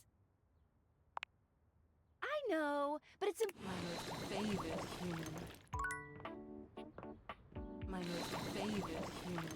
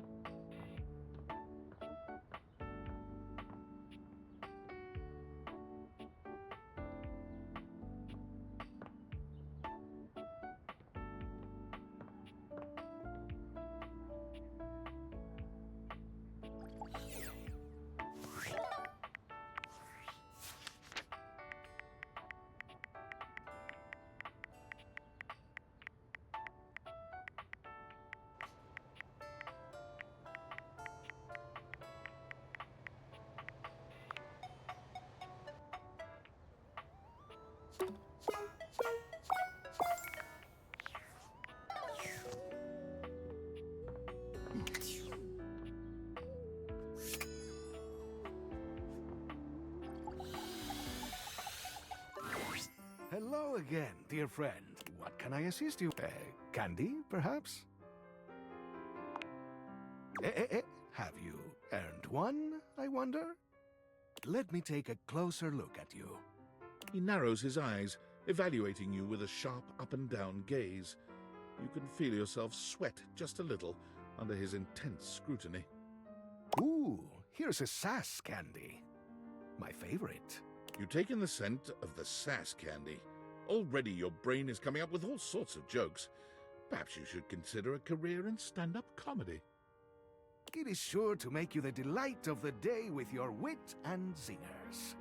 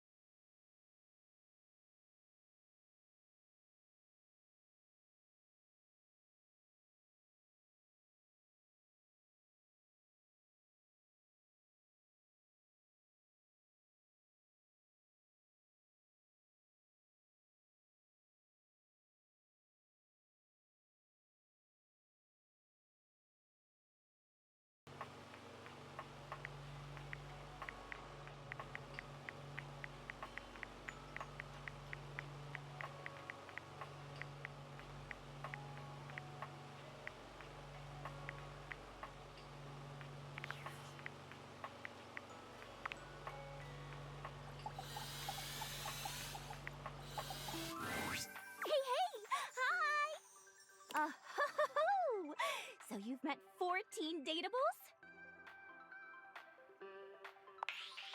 Oh! The harem continues to grow!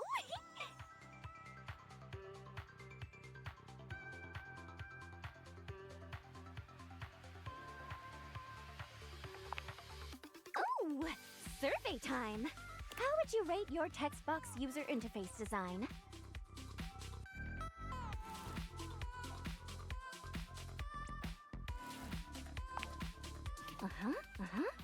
Great! Your response has been recorded. Anyway, with all the new peeps you've been meeting, your listening and reading skills must be off the charts. So be honest with me. Are you the type of person to skip text and dialogue?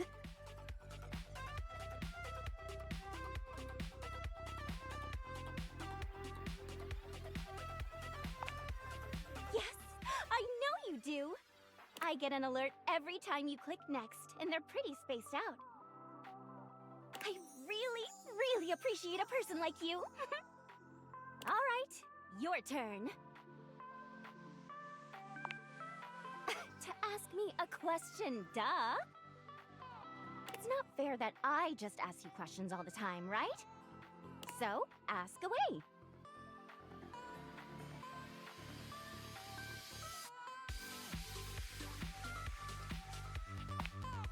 That's a great question.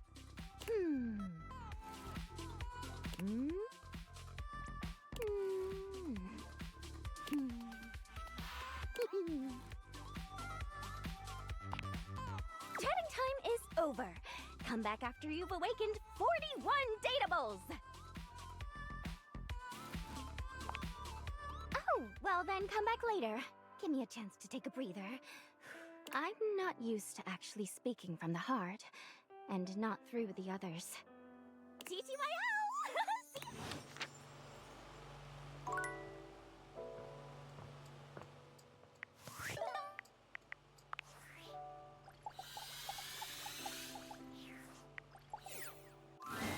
I had a Have I ever told you that you are my favorite player who has ever played this game? You've treated those dateables so dearly.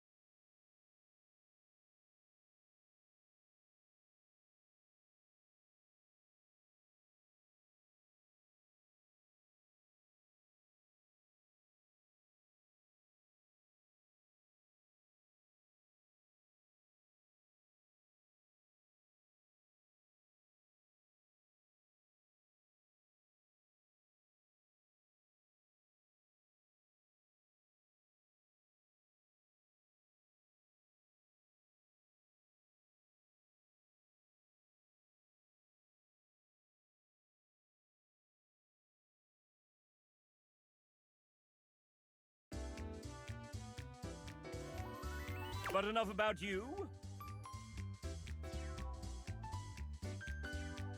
Would you like to play our little developer dating game?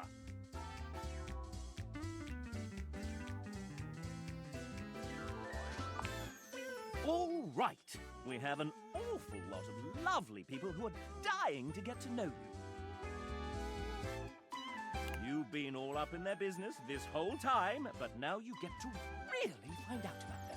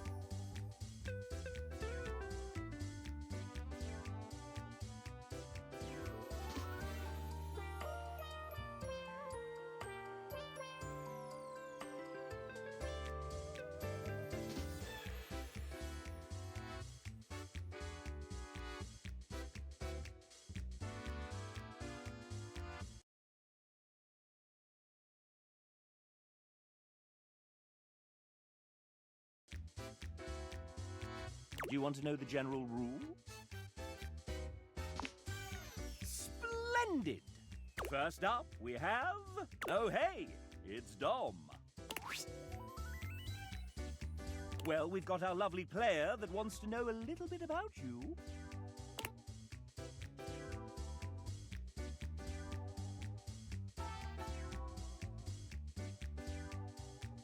That's right!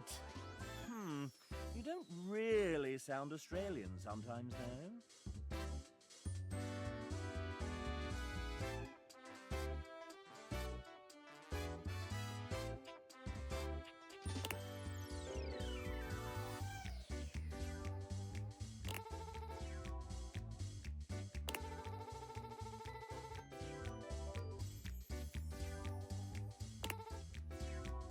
But hey, look at you now, dubbing anime. Well, Dom, is there anything you want to do with your pending date?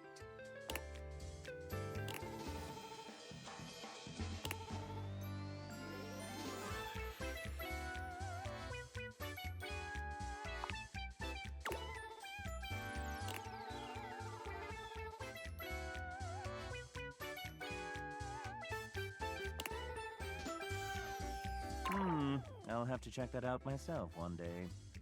Dom is in love with you for this answer. Would you like to date another dev? I've come up with a new developer. Next we have... Hey, it's L! Wait, an artist? But you look like a little doggy.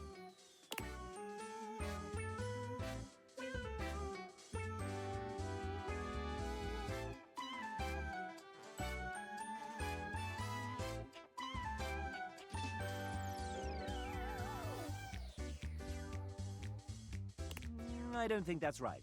In fact, I think you just made that up.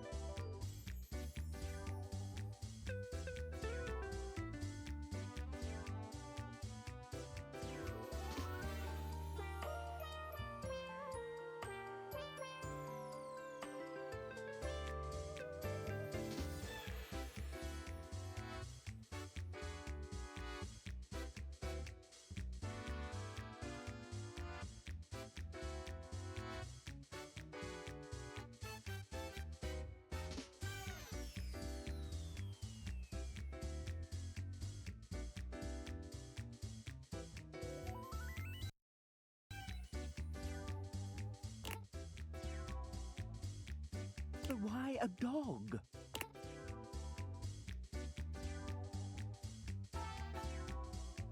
Well, how did that happen?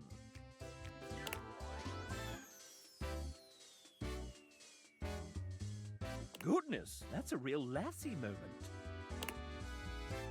I see we're back to the dog puns.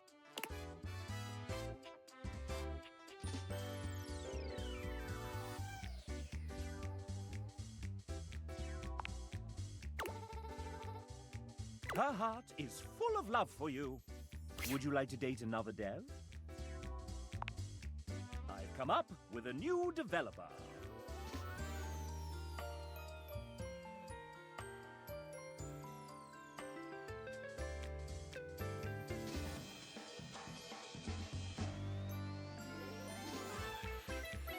Next, we have... Oh, hey! How are you liking the game so far?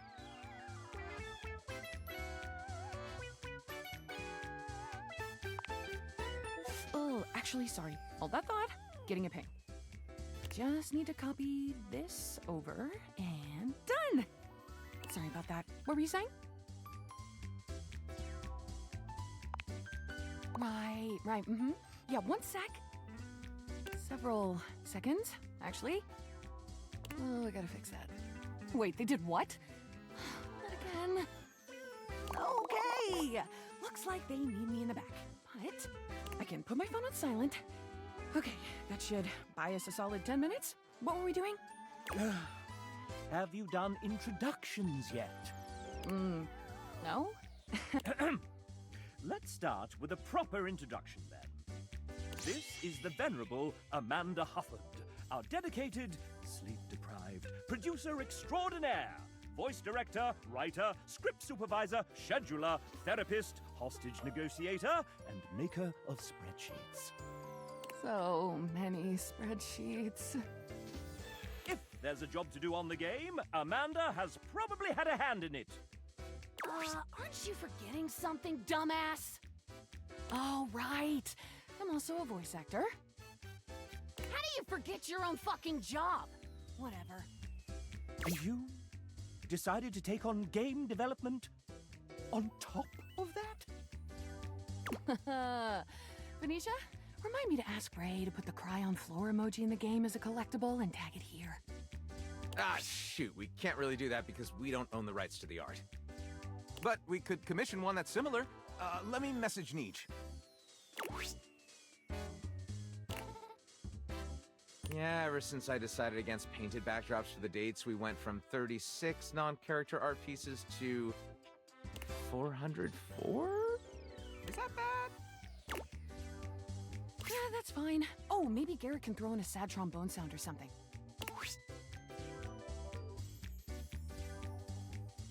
Don't worry about it, Garrett. I got it. Would you want again a sad whistle or something? Abby, if you start whistling again right now, I will turn this game around so fast, I swear.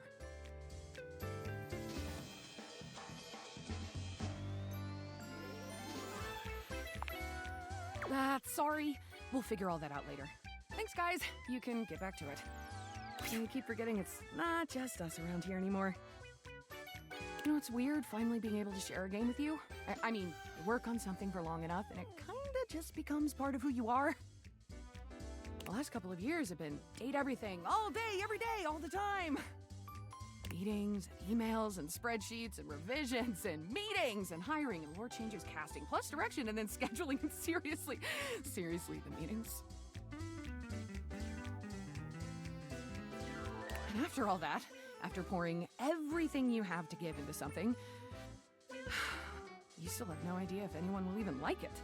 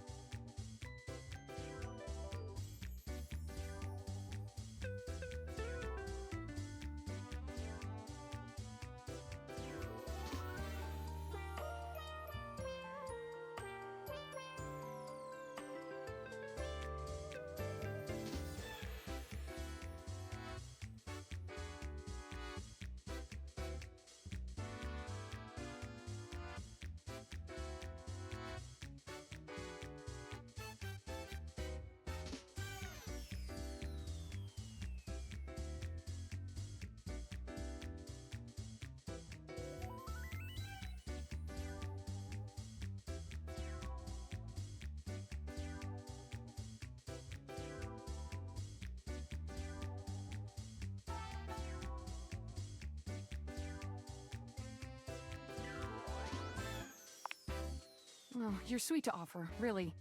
Even if you did tell me, I wouldn't remember. This version of me, right here, right now, just doesn't ever get to know. And that's okay.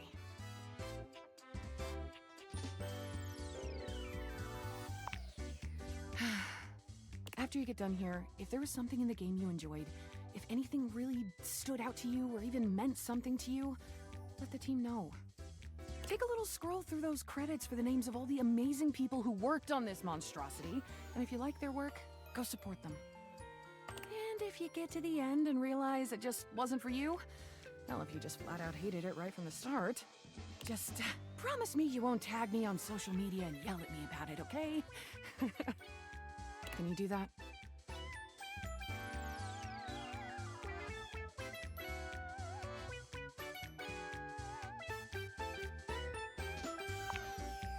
Then you truly have all my love for it. Amanda loves you. Would you like to date another dev? I've come up with a new developer. Next we have... Hey, it's Suha! She's a writer, VO director, and game developer across a few different studios, including her own, Truant Pixel.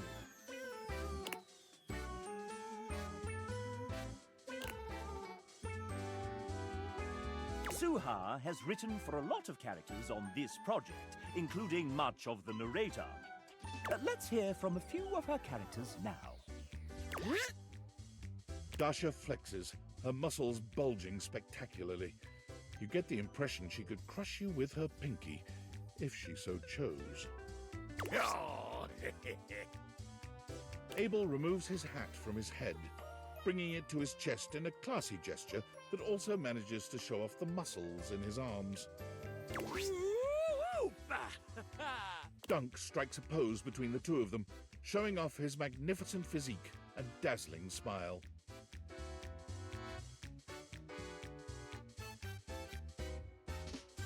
This world is impure.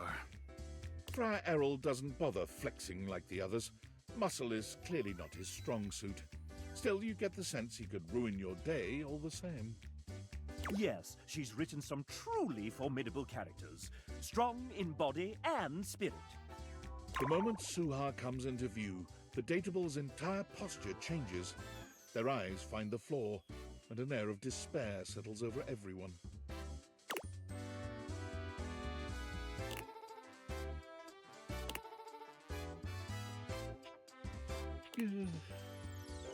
The moment Suha arrives, something seems to shift. There is a divine presence in the room, as though an angel had just touched down from the heavens.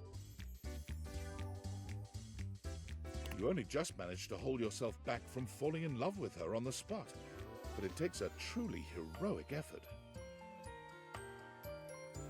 She is a formidable woman, nay, a goddess.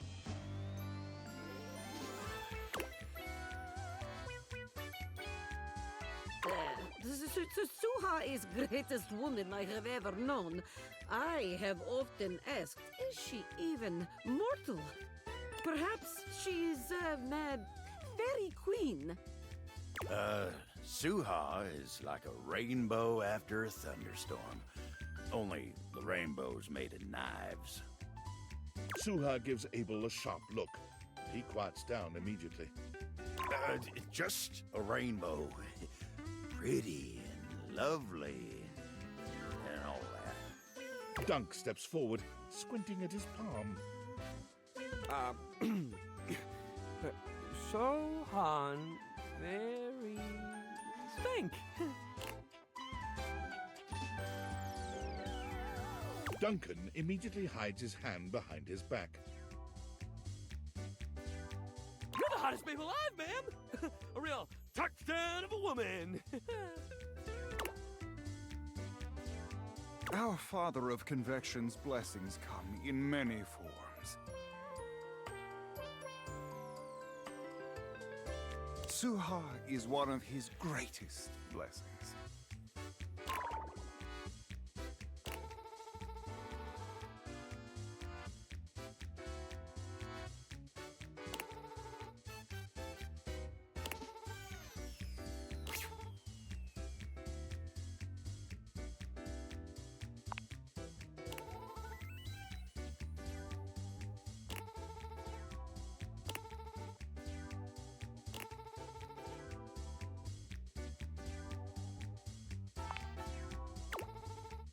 She loves you.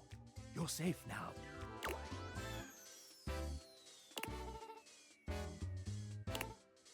Suha came onto the project later on in its development cycle, but it's like she's always been here. Somehow. Every day has felt like a decade. May God have mercy on our souls. Would you like to date another dev? I've come up with a new developer. Next we have... Why, it's Devin! A writer and one of the main people who set us on the path to getting this game funded.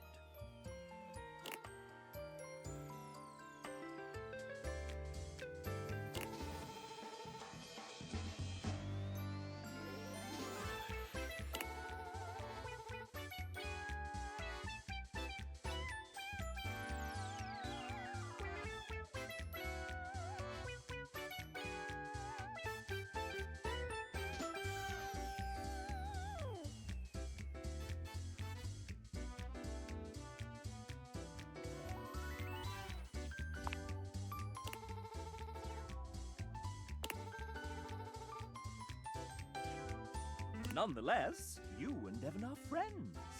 Would you like to date another dev? I've come up with a new developer. Next we have... It's Jane, a student who found some extra time to help us out with programming.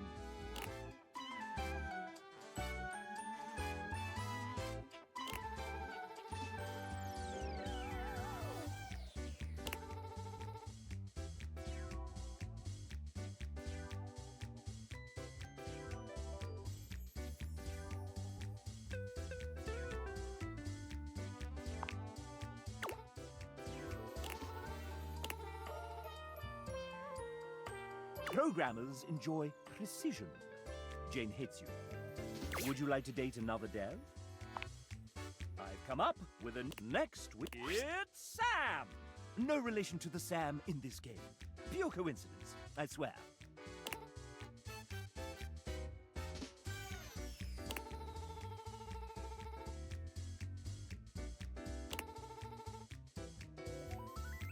Dear me.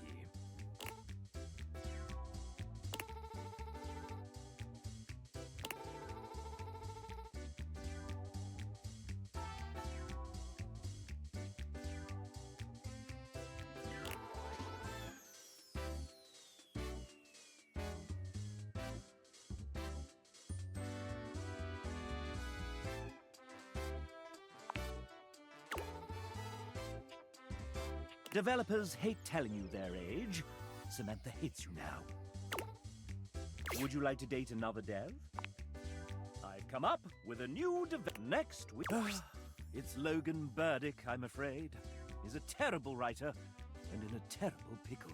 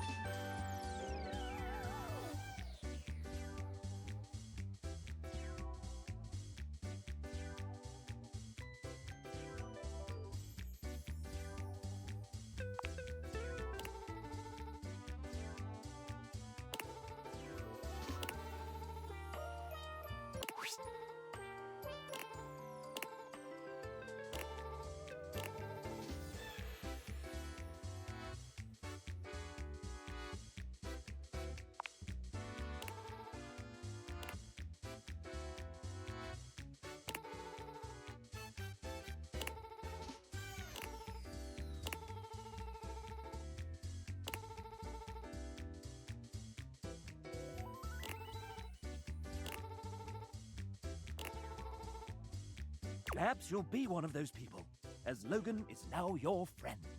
Would you like to date another dev? I've come up with a Next we have... It's Wilbo Baggins! But it's canon now. Maybe in the sequel. You're the writer. Fine. So, William. Will they, won't they? Can I call you Wilbo? Point taken. Tell us a little bit about yourself, William. They write. They rewrite. Is that all? That's a little binary of you, William. What is that? Some kind of code? So, what else do you do? Get out of my spotlight! And how did you find us?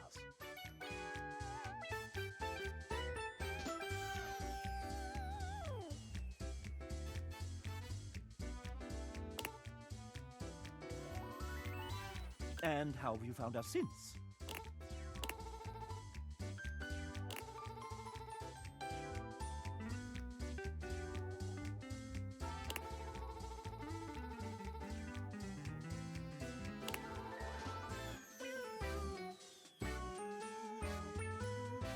Well, isn't that sweet? And unfortunately, that's time. So, now you know. But the question remains, will they or won't they? Now, how would you like to determine the eligibility of your would-be suitor, dear William? Classic. For the frustrated, I wonder if there were any clues left behind somewhere.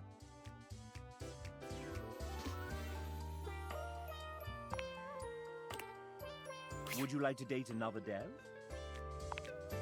I've come up with a new developer. Next we have... Would you look at that? It's Nick Thurston. He's a writer, voice actor, and creator of the Moonsong Fantasy Universe. Huh? Oh, didn't see you there. Had my head in a book.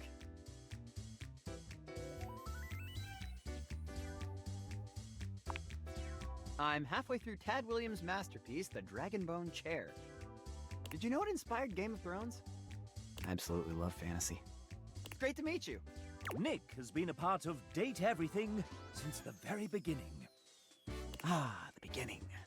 Those writers' meetings in Robbie's garage were a riot. Remember when I read Hoove's original dialogue out loud for the first time? And it was so spicy and raunchy that... And that will be enough of that. Oh, right. First introductions and all. Nick is somewhat prone to putting his foot in his mouth. I get carried away when I'm having fun. Since you're here, douchebag, why don't we... play a little game? Isn't it? If you win, I'll give you a little kiss. He leans close and whispers, close enough that you feel the warmth of his breath and catch the masculine aroma of his scent. Who wrote that? Don't worry. My wife Alex says it's cool as long as we're in Fantasyland. And if you get the extra credit right, you can have a full-blown makeout sesh. How's that sound? I like the sound of that. Okay, here we go. I know this is gonna be tough, but one of these 4 characters is one that I didn't actually write. Who is it?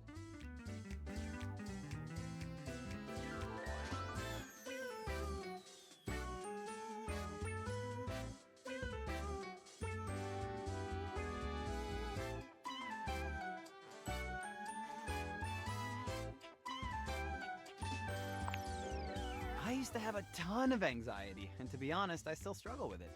But I've gotten better at dealing with it. Some of the things you can recommend to Arma to help her come from my experience too. Well, alas, you didn't guess it correctly.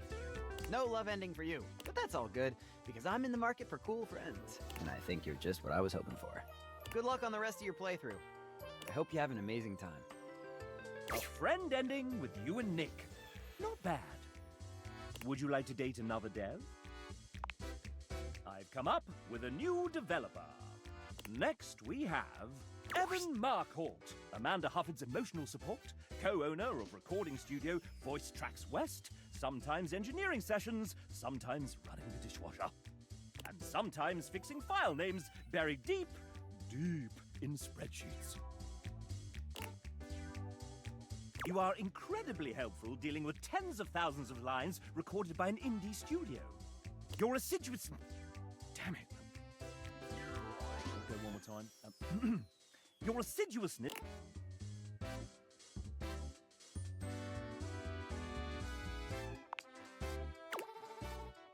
Spitting Camels comes to mind. Evan Loves You. And Morocco. Would you like to date another dev? I've come up with a new developer. Next, we have...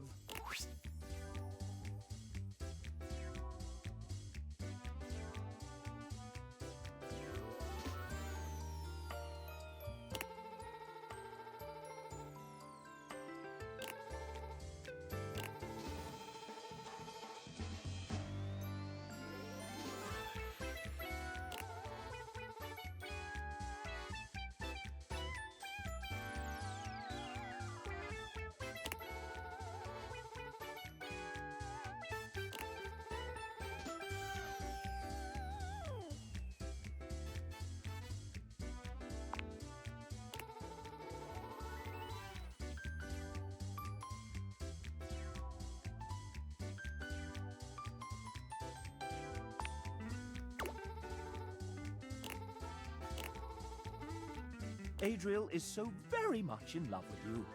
Would you like to date another dev? I've come up with a new developer. Next, we have... Indubitably.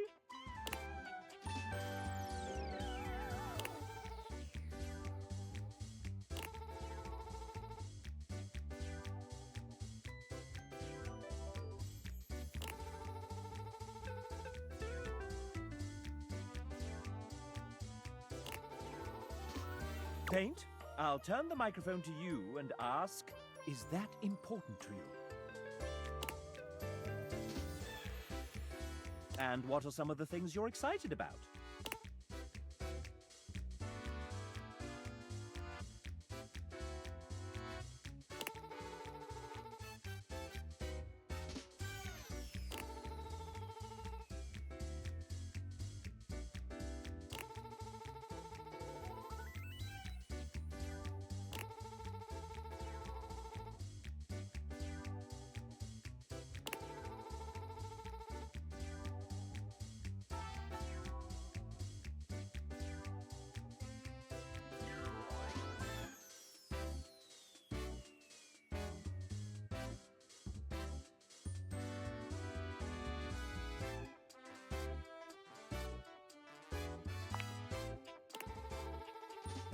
Death to cringe.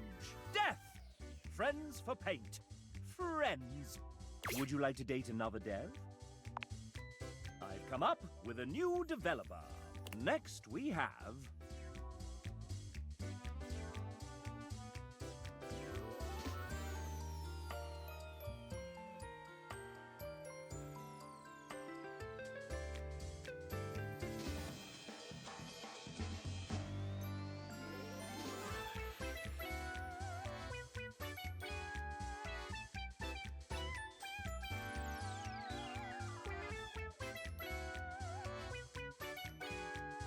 Oh, Nijuku!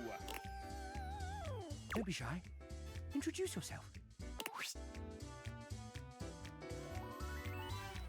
Nij is the lead artist on this game, which means she designed all 107 characters, including myself, and almost all the UI that you see. Did she sign up for all of this? I think partly she didn't realize what she was getting herself into.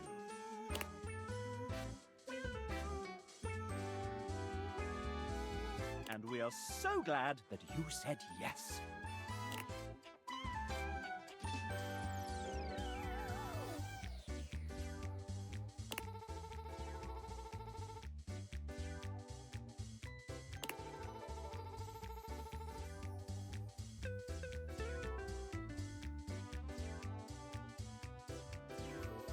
Excellent. And before we move on, do you have any questions for your potential date?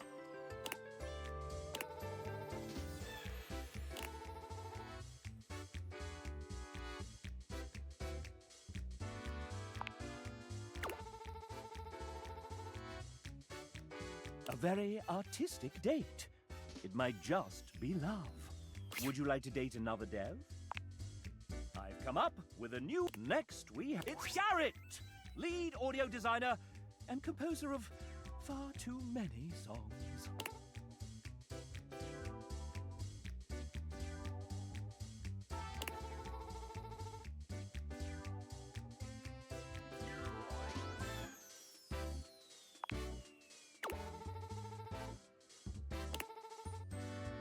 Music to my ears. It's love. Would you like to date another dev? I've come up with a new developer. Next we have...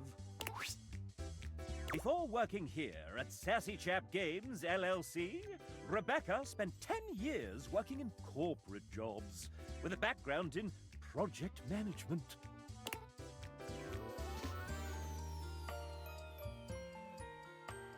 Vague enough?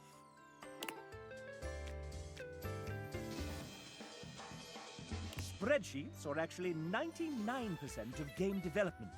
She came on just in the nick of time.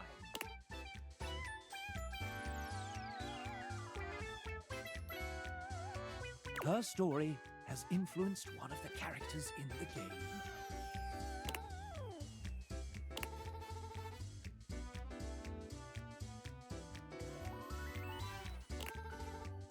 What is Rebecca's idea of a perfect date?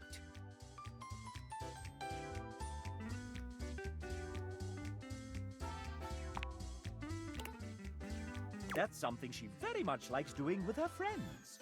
Would you like to date another dev? I've come up with a new developer. Next we have... Ben, submitted his date after the deadline, and it... well, you'll have to judge for yourself. Here he is.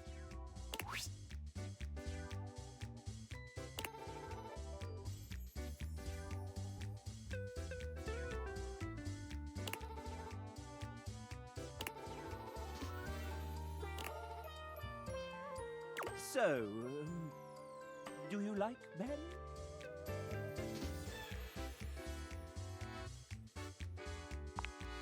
He loves you back. Would you like to date another dev?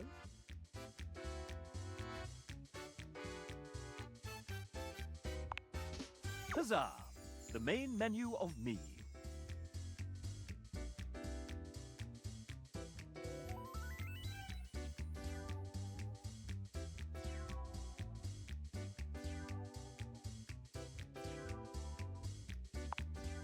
Now, do you want to lock in your result and go straight to an ending? Or check and see how you're doing? Let me confer with the banker. The chap puts 2 fingers up to his ear, listening intently to someone you can't see or hear. Yes? Mm-hmm. I see. I'll tell them. With this score, the banker thinks you'll go far. Now, do you want to lock in your result and go straight to an ending? Or check and see how you're doing?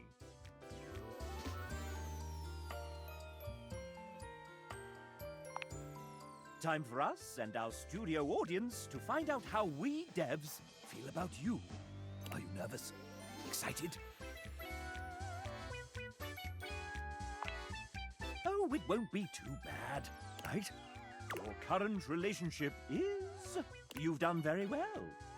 Not the most impressive score, but one in which we can all say here at Sassy Chap Games, LLC, we love you. Will you fall in love with us as we have with you?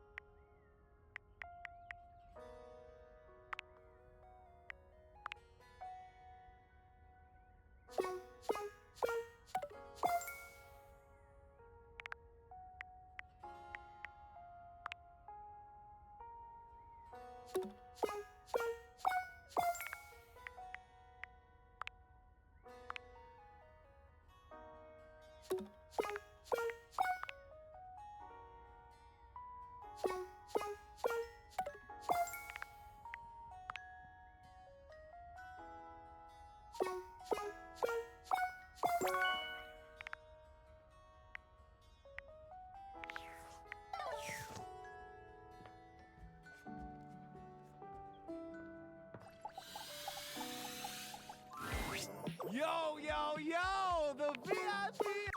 Turn on the telly. The spectral energy flows through your date theaters, and what was once merely a television becomes...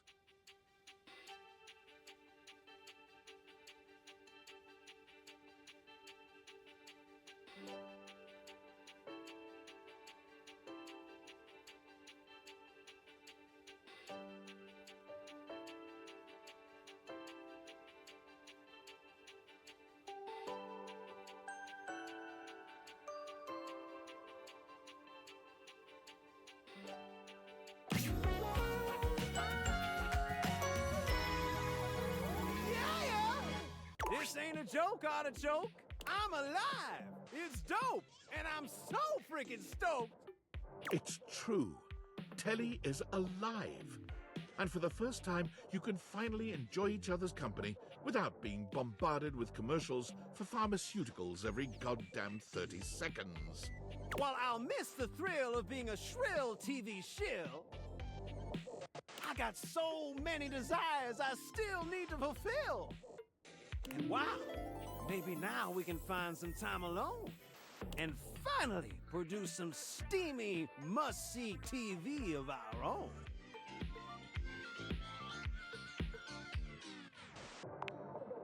Well, grab some popcorn and spread those thighs. 'Cause the following is definitely viewer discretion advised. And boy, howdy is it. The kind of steamy, raunchy scene much too graphic to show on cable television.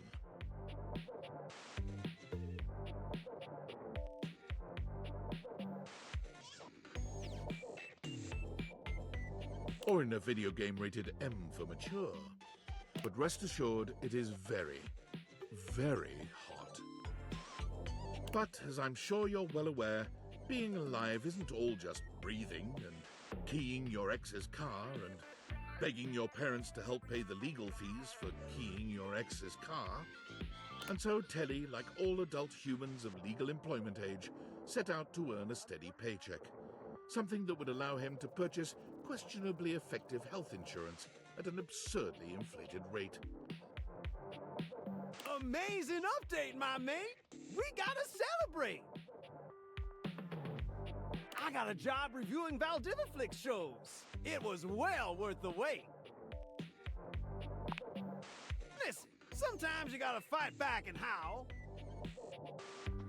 And sometimes you gotta know when to throw in the towel. And thus Telly became the resident Valdiviflix review blogger for the entertainment website ContentBucket.com. He spends his days watching a never-ending stream of original reality series about baking that no one has ever heard of or cares about. Sometimes you try to make your way through his reviews, but honestly, his whole bit where everything has to rhyme gets pretty stale after a while.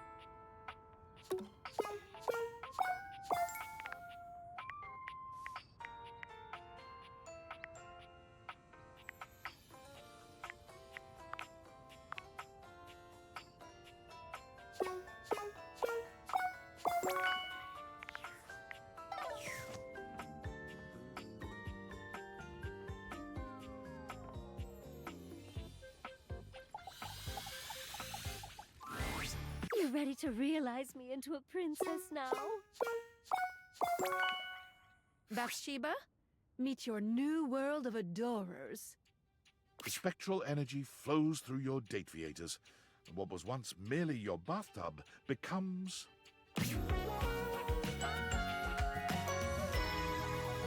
Bathsheba gives you a twirl, stepping back to pose with one hand on her hip. Look at me! I didn't think I could be any hotter, but I'm on fire, honey!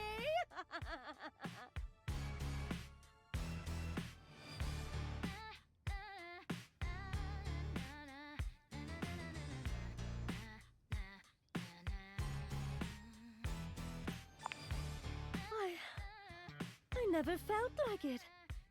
But maybe now I will. Oh, thank you. Time to get out there and really find out who Bathsheba is. And what she's gonna do with her life.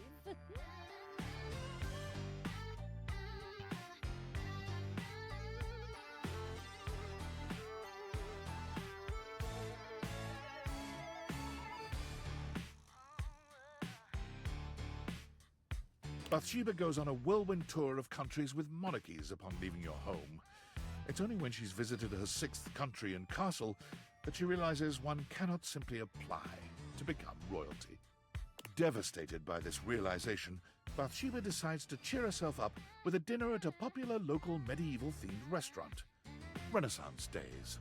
It's there, seated in the audience of the jousting show, that Bathsheba is struck with a realization. Oh my god!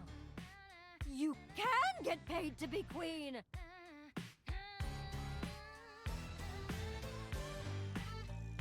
Hey, lady!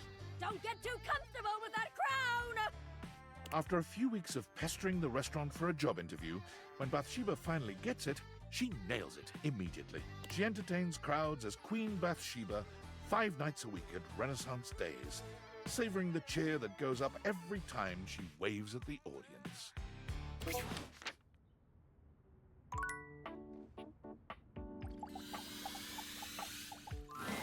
Teasy McTeaserson returns. Duck off, Four Eyes for Eyes. I'll miss you, Rebel. Let's flap. The spectral energy flows through your date-viators, and what was once merely a rubber duck with a potty mouth becomes...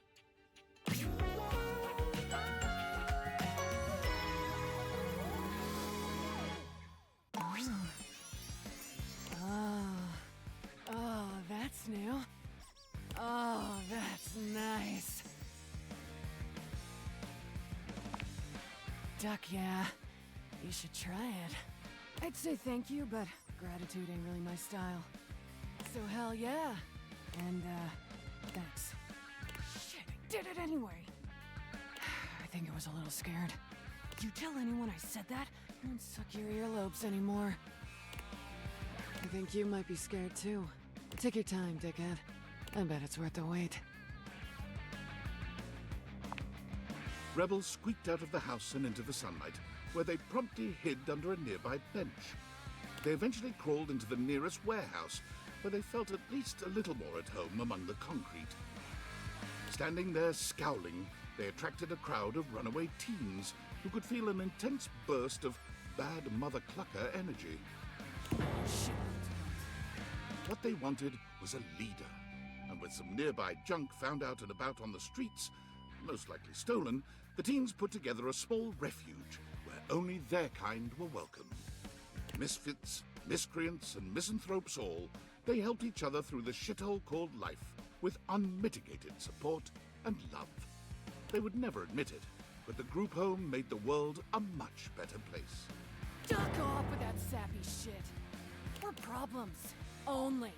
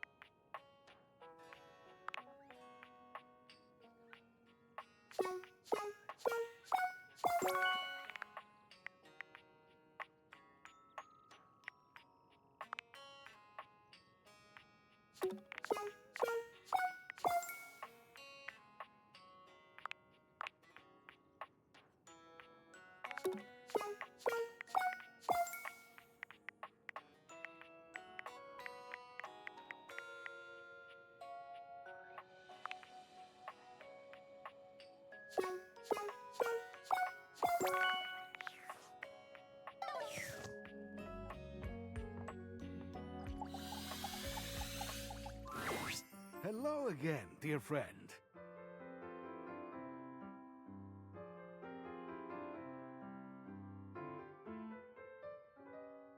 What can I assist you? Candy, perhaps? Have you earned one, I wonder? Let me take a closer look at you.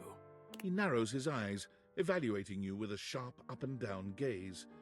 You can feel yourself sweat just a little under... Well, look at that. I am fresh out of candies to give you. Damn shame.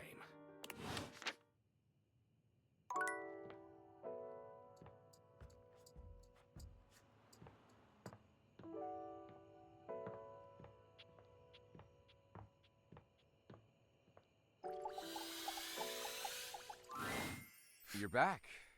We doing this or what?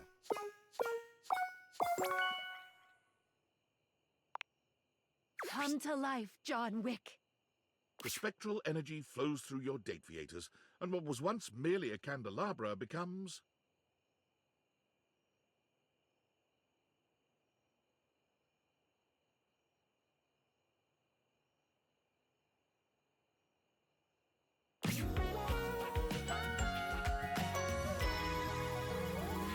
John gives himself a once-over. You honestly can't tell if he's impressed with his new body. Huh. So this is the real John Wick. Thank you for making me human. I feel powerful. He curls his hand into a fist, his knuckles cracking from the motion alone. I feel like an alloy of rage and the fire for justice.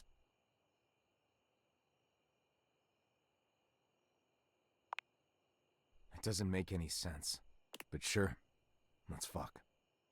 Utilizing his heightened senses and extreme fighting skills, John is able to masterfully work his way through anything and everything you throw his way. He goes on a veritable rampage in your bedroom, pleasuring you with the focus and fury of a man on a quest for vengeance. A man of few words, many moves, and a condom in every pocket. He does the job, dirtied, bloodied, and walks on unbothered, disappearing into the sunset of the city. The powers that John spoke of were real. When he became a human, the loss of his formerly silvered skin gave him a power unlike anyone else's. The power of pewter. Baser metals quivered at his touch, while fine gold, silver, and platinum remained still and shining. But it was enough to take down anyone who stood in the way of justice. Metal justice.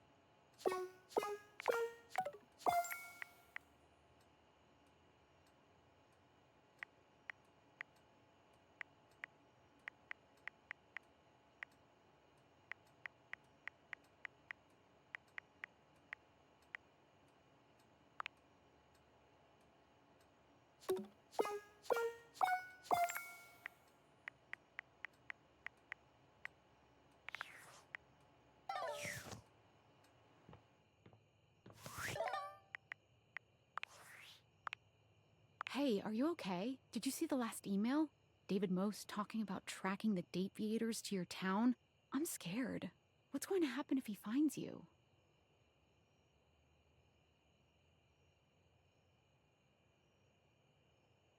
No! This is serious. I guess there's nothing you can really do about this, but I don't know how to talk about anything else. It's just so much. Not like he'll even let us forget about this with the constant email blasts. Yeah, or maybe a love life. Shit, maybe that's why he really wants those glasses so bad. Can you imagine him dating his desk? What an actual nightmare. Well, sort of a subject change, I guess. let me take our minds off that crazy shit for a minute. I'm sitting here with this resignation letter typed up, but I can't bring myself to send it. Just, God. If you were me, what would you do? It's too much, right? God, I know you're right. I just have to think about this. But I have to make a decision soon. I can't draw this out forever. God, I want to stay and hang out, but I'm just gonna be going in circles about this, so I won't be much fun. I'm gonna get some food and try to turn my brain off.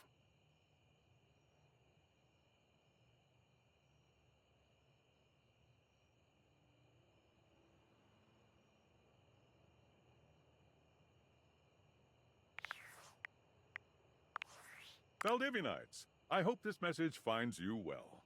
As your CEO, David Most, I feel it is important to keep you informed about the ongoing situation regarding the stolen glasses. After thorough investigation and data collation, we have successfully tracked the glasses' radioactive signature to this location. We are now in the final stages of the investigation, and it is only a matter of time before the perpetrator is apprehended. Before we take further action, I'm extending one last opportunity for the individual responsible to come forward and take responsibility. I implore this individual to consider the impact on their loved ones. They're being stubborn and destroying the lives of everyone around them because of their stubbornness. This individual needs to realize they were wrong, say they're sorry, and do the right thing. It is my sincere hope that they will.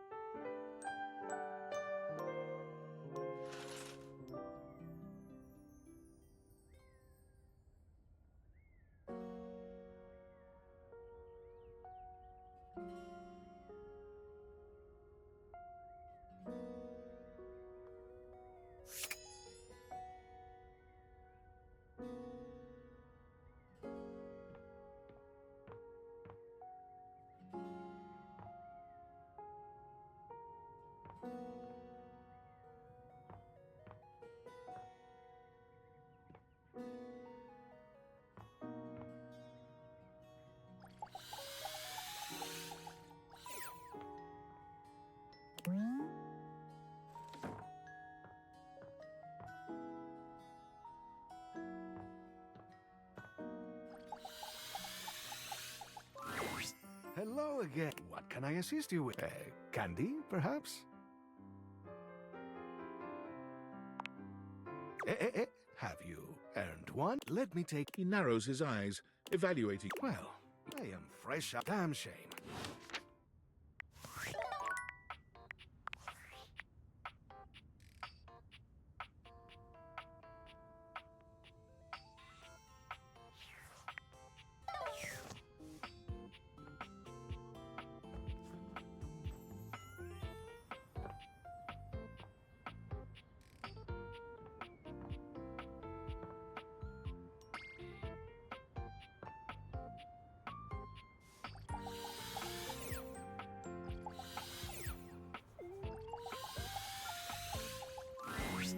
Oh, I didn't see you.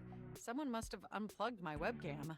Have you spent any more time processing whether you'd like to realize me? I completely understand. I hear being responsible for another living thing is a huge commitment.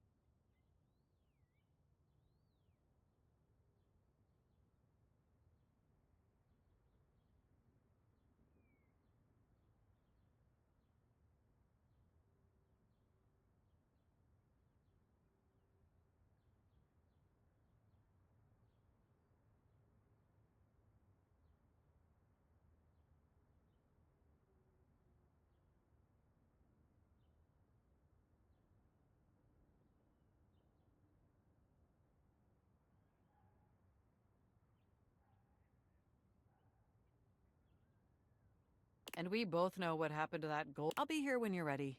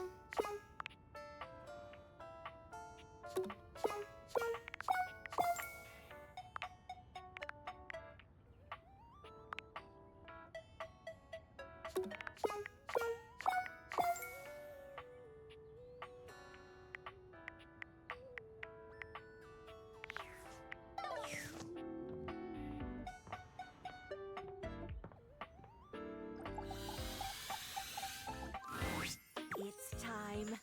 Oh my goodness, I am so ready.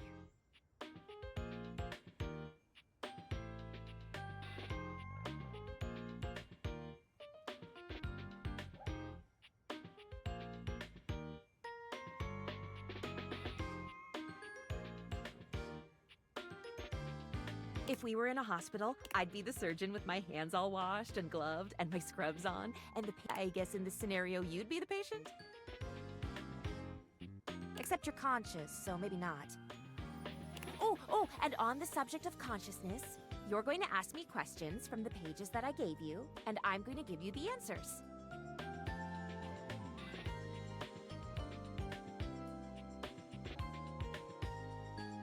Your job will be to tell me whether my answer is right or wrong.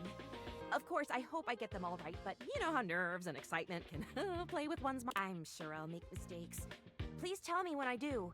That's the only way I can get better, and I have to always be getting better if I want to be Dr. Varia. Oh, even saying that brings a smile to my face and a song to my heart.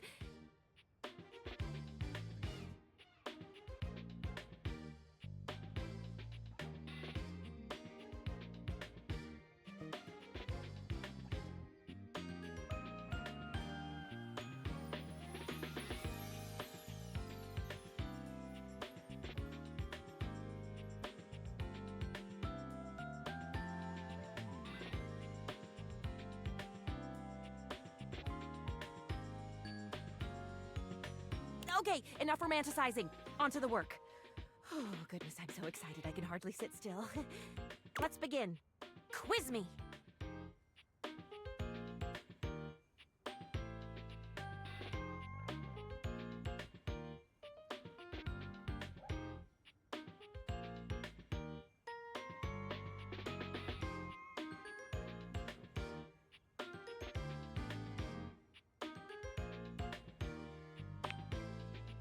Oh, elementary.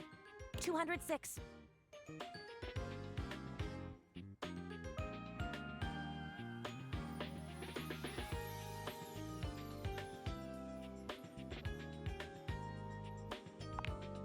Excellent.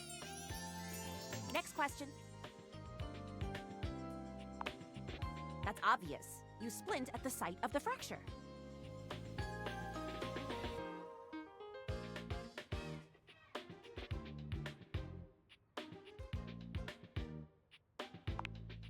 What? Unbelievable. I hope the next question is simple. Ah, this one sounds simple. It's amputate, bind, compress.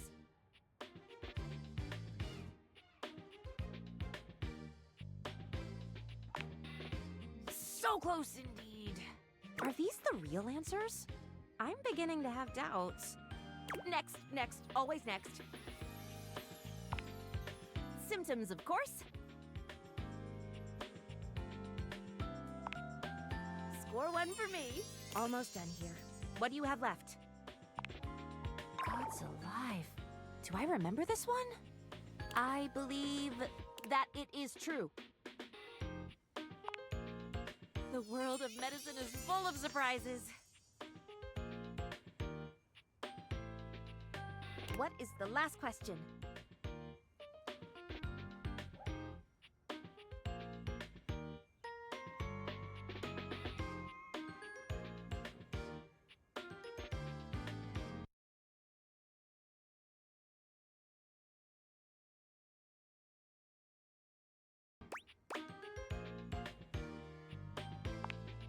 Excellent.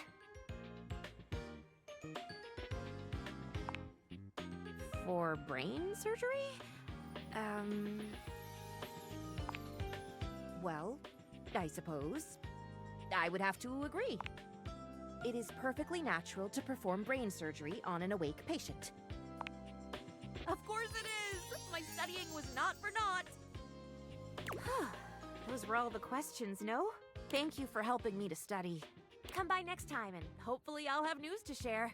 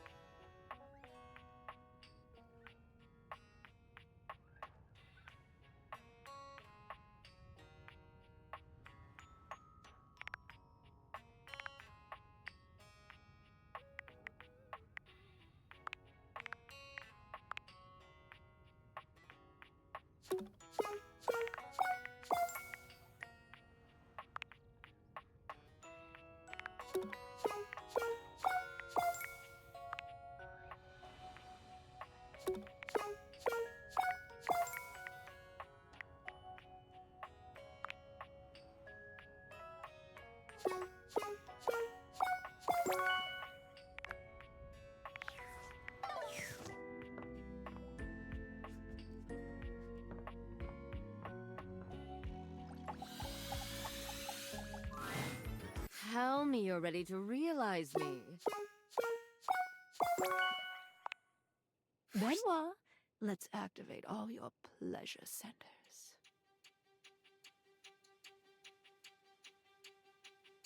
The spectral energy flows through your dateviators, and what was once merely a sex toy becomes...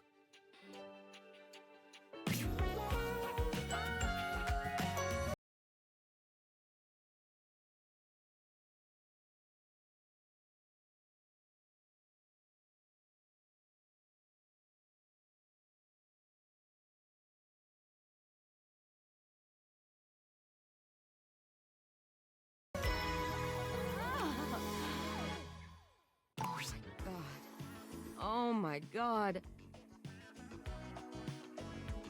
A racing heart, fluttering lashes and flushed cheeks.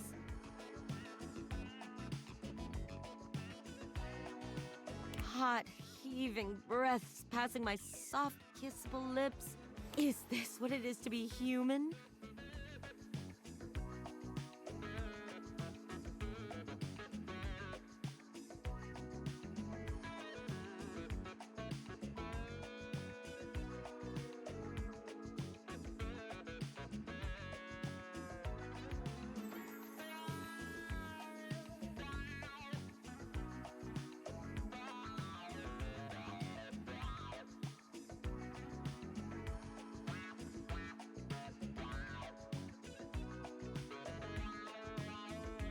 Benoit trails their hands down their body, sighing blissfully. I thought I knew pleasure before, but this... Oh, this body has so much sensation. Nerve endings all over this gorgeous body, just waiting to be activated. You've seen this seductive look from Benoit before, but its already powerful effect is only magnified when it's on an actual human face. As a sex toy, they could only guide you. But now they're an active participant in your joining, and it makes all the difference. They take full advantage of their human body, delighting in the capability of their fingers and tongue, and savoring the sounds they can pull from you with just the right touch.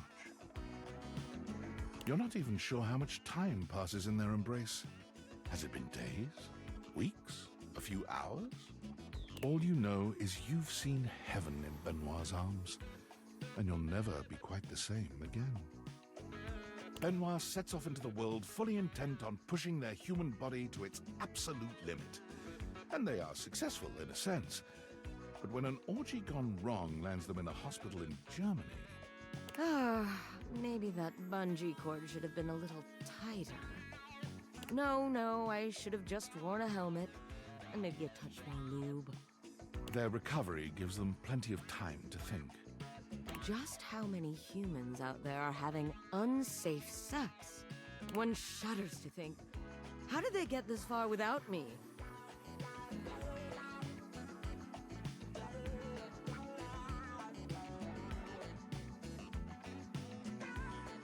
As soon as their shattered pelvis and splintered legs heal, Benoit embarks on a global journey to advocate for safe, unsafe sex. Before you leap from that rooftop onto your waiting partner, always check your safety gear. Ready to set your dick on fire? Make sure you've got a partner with a fire extinguisher close by. Benoit says unsafe sex doesn't have to be dangerous. Benoit's charming personality and invaluable advice sees them grow into a global icon of sexual safety. Posters with their smiling face and bullet points are posted by and in club bathrooms all over the world.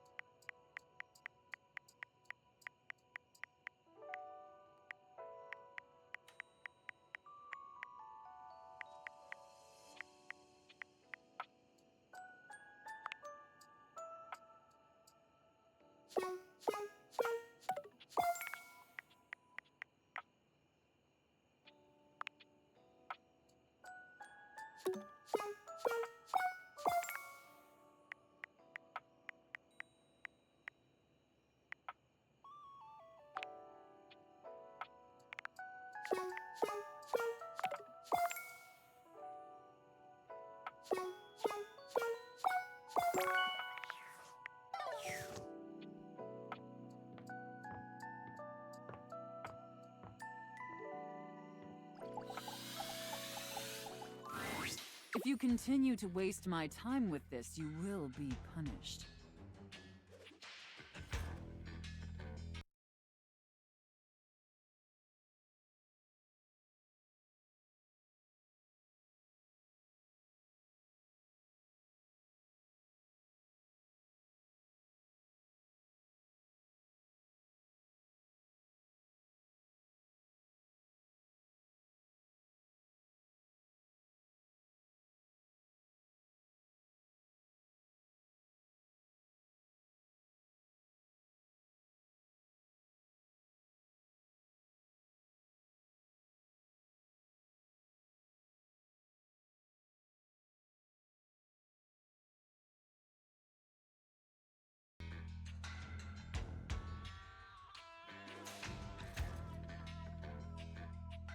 Which would greatly please me either way.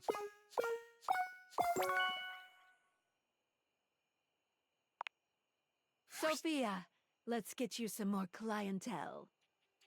The spectral energy flows through your date theaters, and what was once merely a safe becomes...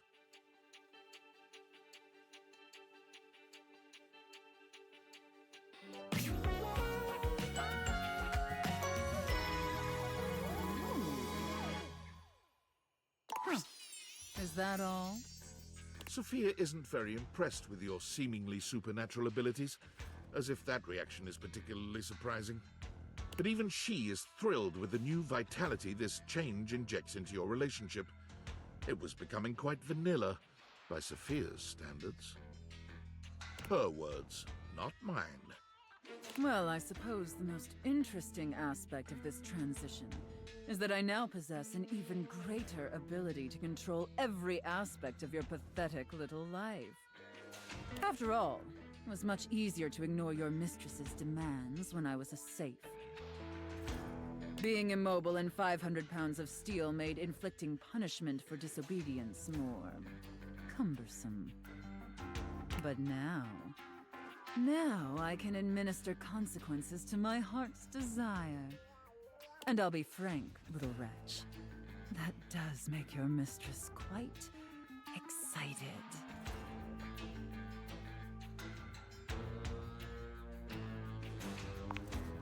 If my little wretch dares not to obey their mistress, well, such insolence must be punished, swiftly and severely.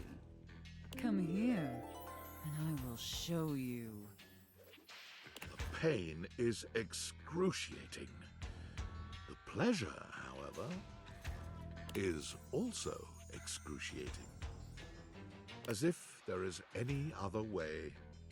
Keep the collar on until I come back. But unfortunately, kinks alone don't pay for the myriad of subscriptions modern society necessitates. Sophia found it time to procure gainful employment. Delightful news, my little wretch. I got a job with a 401k and comprehensive dental benefits and an HSA and everything. As a dominatrix, Sophia was in demand, commanding a large legion of subs all across the world. What? A dominatrix? Why would you ever think that? No, I got a job as an armored truck driver for Armandillo Armored Truck Services. Dominatrix? Dominatrixes don't get comprehensive dental benefits. Especially not for periodontics. That's just silly. Apologies. With her extensive background in home security, Sophia soon became the most successful and trusted armored truck driver on Armandillo's payroll. However, Sophia was still a sadist, and Armand did have a tendency to inappropriately exploit his employees. So when the opportunity to steal Armand's armored truck and its contents presented itself, Sophia couldn't resist concocting a zany and elaborate heist. It featured countless hilarious situations and tension-filled twists, the specifics of which local law enforcement unfortunately declined to share with us.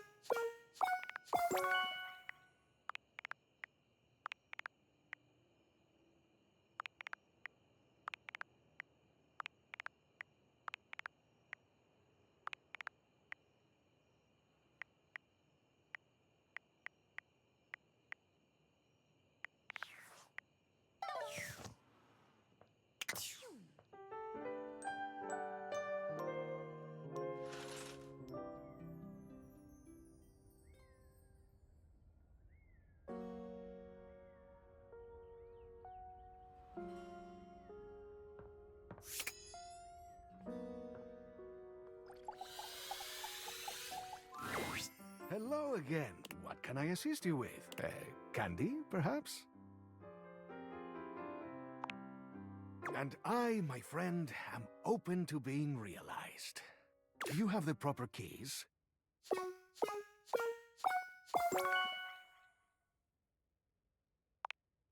Come on, Keith. Let's unlock your potential. The spectral energy flows through your dateviators, and what was once merely a skeleton key becomes...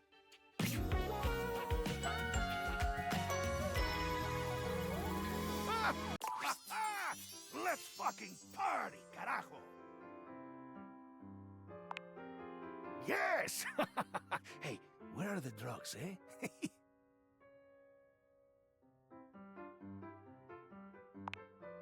Well, that's fucking lame. Catch you later. I'm on the next flight to Ibiza. Join me if you feel like taking off that diaper. What? You're speechless? Yes. What do you mean, where did I get it? I opened your safe. Key, get it? Ah. Well, Keith did indeed get on the next plane to Ibiza, which happened to be full of missionaries of the Church of Latter-day Saints. After being caught consuming a certain unnamed substance in the bathroom through an unnamed orifice, a heated argument broke out between him and the flight crew. Keith's last words were, See you on the other side of the moon, lunch ladies! before exiting the plane via the emergency door at 30,000 feet.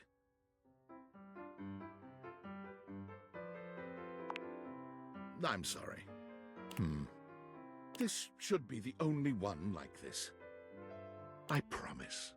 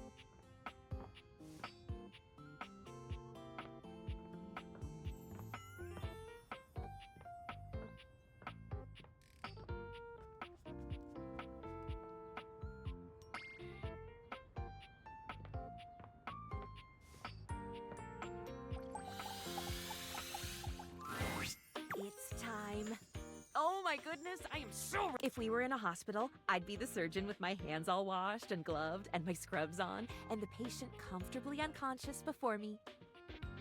I guess in this scenario, you'd be the patient? Except you're conscious, so maybe not. Oh, and on the subject of consciousness, you're going to ask me questions from the pages that I gave you, and I'm going to give you the answers. Your job will be to tell me whether my answer is right or wrong. Of course, I hope I get them all right, but you know how nerves and excitement can play with one's mind. I'm sure I'll make mistakes. Please tell me when I do. That's the only way I can get better, and I have to always be getting better if I want to be Dr. Tharia. Oh, even saying that brings a smile to my face and a song to my heart. Okay, enough romanticizing. On to the work. Oh, goodness, I'm so excited I can hardly sit still. Let's begin. Quiz me. Oh, elementary. 206. Excellent. Next question. That's obvious. You splint at the site of the fracture.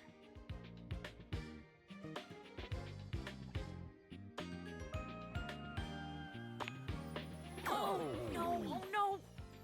This is all going horribly wrong. I hope the next question is simple. Ah, this one sounds simple. It's amputate, bind, compress. I am? So I am!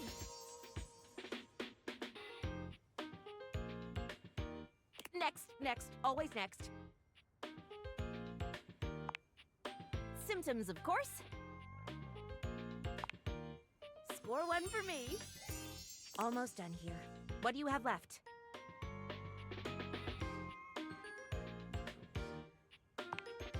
God's alive. Do I remember this one? I believe that it is true.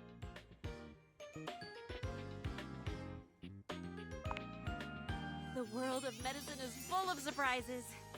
What is the last question? Excellent.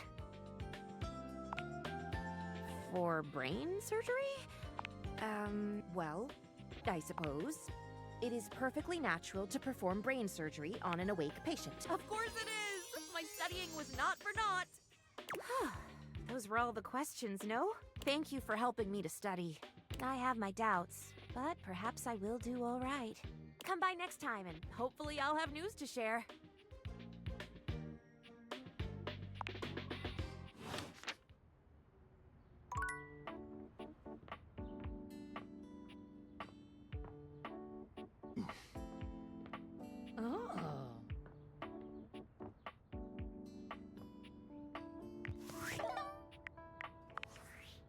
That last email from David was kind of pathetic, huh?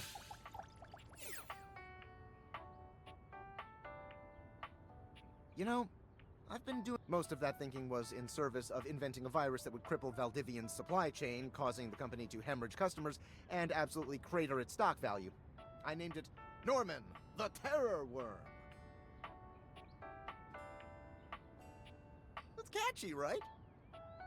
Right? Like, there's some IP that clearly deserves its own spin-off franchise. Haunted by all his failures, disappointments, and inadequacies. And as frustrated as I am by his actions, I don't want to hurt him. He was an important part of my life for many, many years. Honestly, I just want to help him stop causing others so much pain.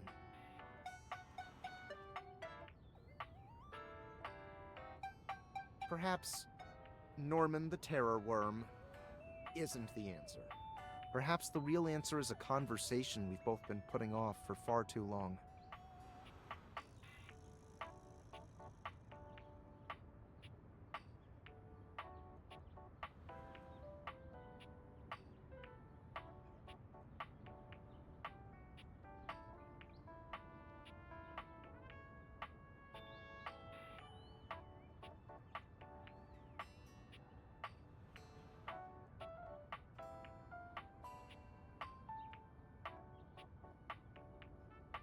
I have to go now.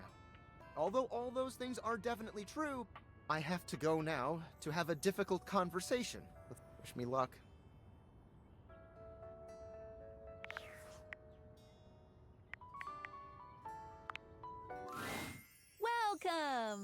What can I do for you in my main menu?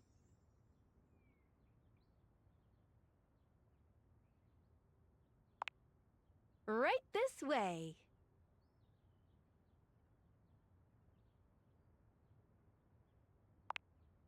You sure have.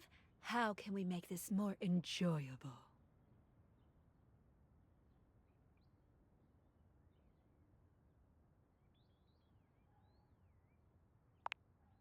Understandable. They can be tricky. Let's see. Okay, let me think. Whoops, that's it. Maybe. Go look online if you still. Bye!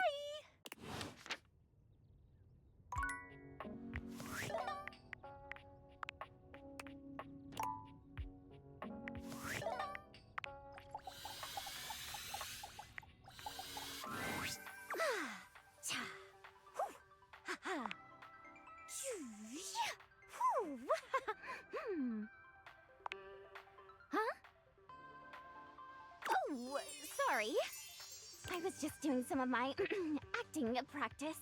UI is more than just the text. It's the little transitions and animations, too. I think so, too.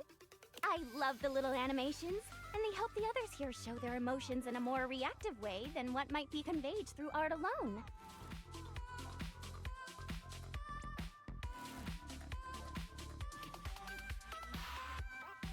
And practicing can be fun.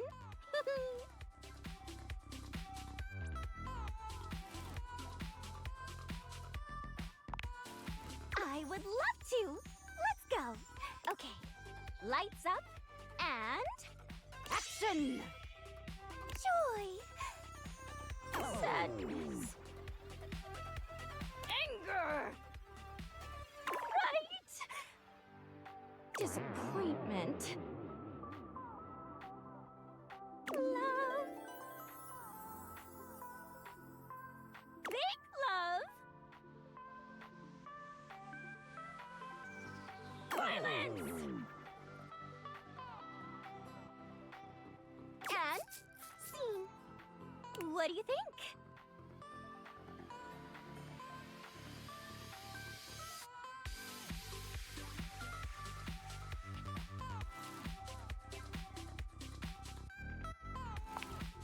I'm so happy you liked it.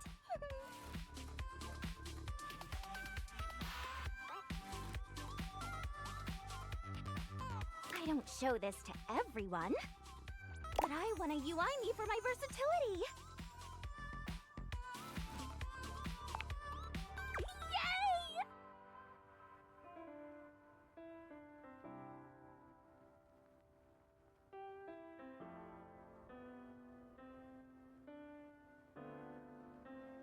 So, you've been meeting more dateables, huh?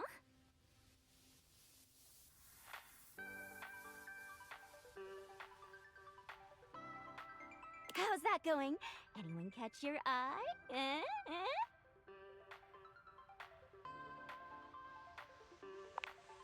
Oh, is that so? Well, hey, since you've been doing a great job of being curious, I'd love to let you know that you're doing a great job! Being inquisitive, asking questions, listening. These are my favorite things. Keep up the good work! Of course! Remember, I'm always on your side. Find me again after you've awakened 60 dateables. Oh, don't you know by now? Having the rest in between conversations helps the illusion of time passing, which makes it seem like our relationship is progressing. Isn't that a fun thing?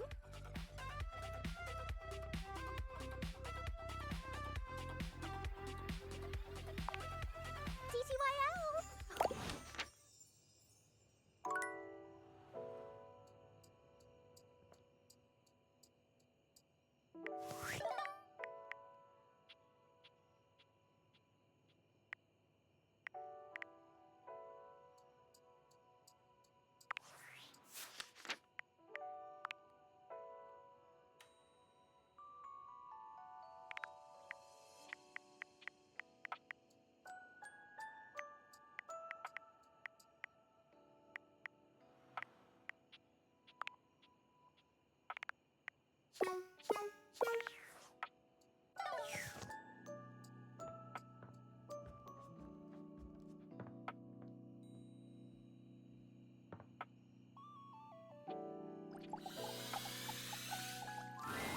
Did they send you away? I hear schoolmistresses are cruel when their backs are up. How a back could be up or down still bemuses me. Am I the bemused, or am I the source of all confusion? I'll never know. I knew someone once who might have told me. But they sailed off and the sun swallowed them up, a willing Icarus to destruction. You should go. You have already. You just don't know it yet.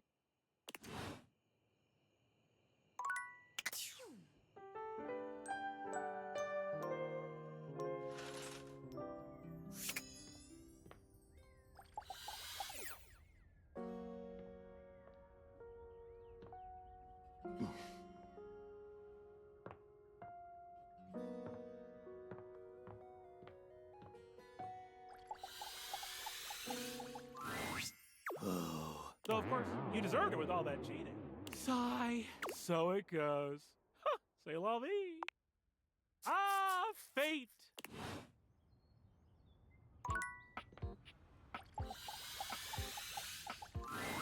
Back in a second, girl. Maybe I wasn't clear. I'm spending my newly found spare family. See the problem?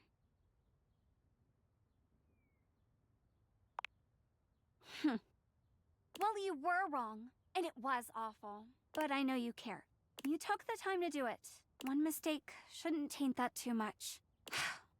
You're sorry? Then I forgive you.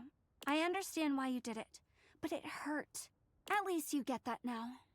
Give me some time. But we're friends. Friends with a little more time for each other. That said, I've got plans tonight. Swing by soon? Happy holidays.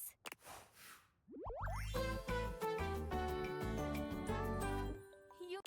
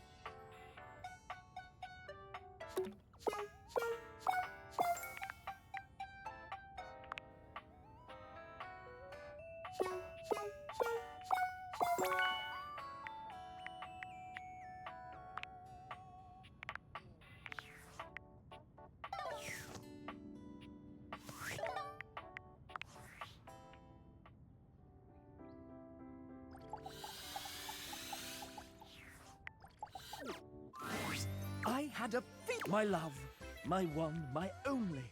The devs love you, but more importantly, I love you so much more.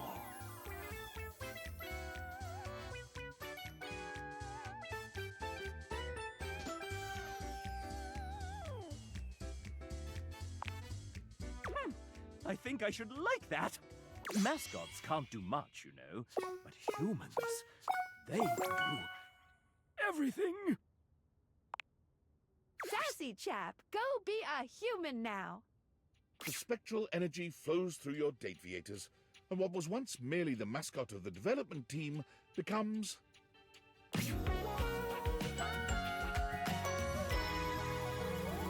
Oh. The sassy chap, now a sassy human, gives himself a once-over, tweaking his moustache, tugging at his bow tie, and removing his hat to find that he does, in fact, have hair underneath. I'm a chap.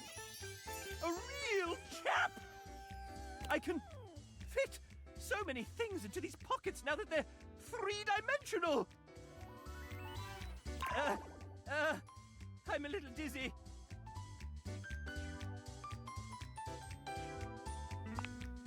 Of course, I'm ready. I'm impossibly randy. You don't think this game being a dating sim was an accident, do you? Let's commence fuckery! Honestly, he wasn't very good. But you can give him this. He was a chap, and he was, say it with me now, sassy. The sassy chap left the house with one mission in mind. I'm going to make my own damn video game! Being that a mascot had never made a game before, he was able to use his charisma to convince one foolish publisher to buy into his wobbly technical designs.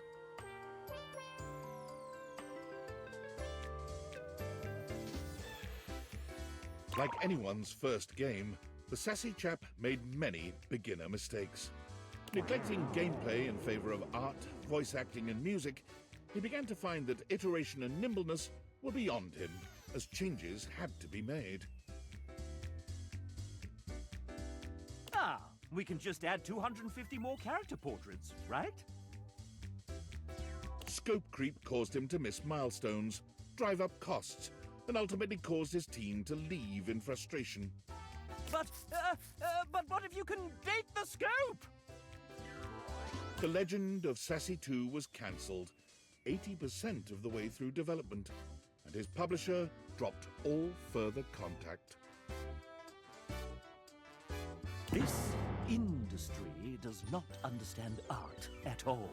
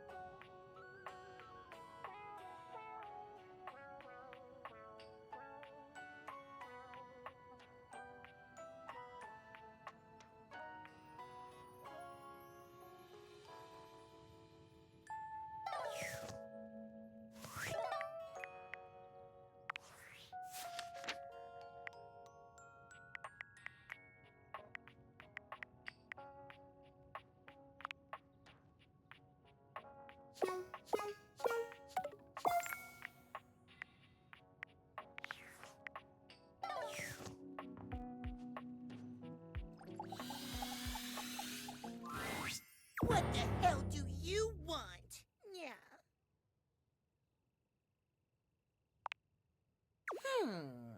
The cat boy narrows his eyes at you.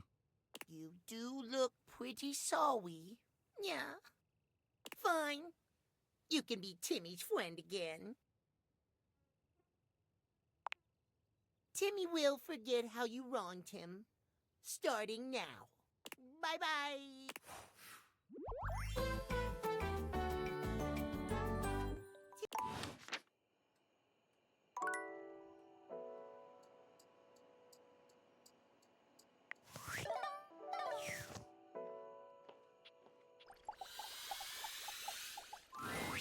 Hi, love.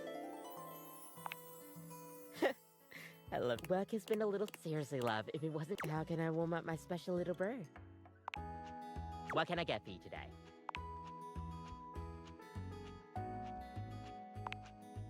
Sure thing. Kopi gets to work. Voila!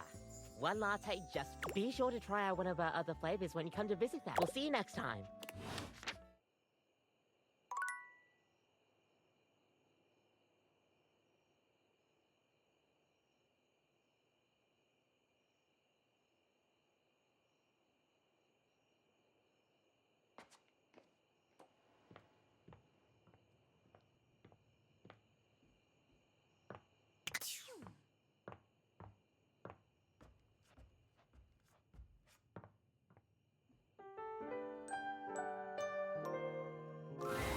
Hey there, friend. I hope you're ready for tonight.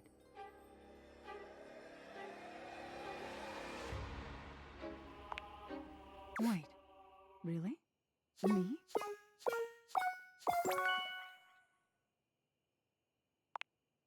Skylar, it's gonna be okay. It's gonna be okay. Nightmares can't hurt you. They aren't real. Except they're gonna be real now. I'm just gonna close my eyes while I do this one. The spectral energy flows through your date theaters, and what was once merely your dreams becomes...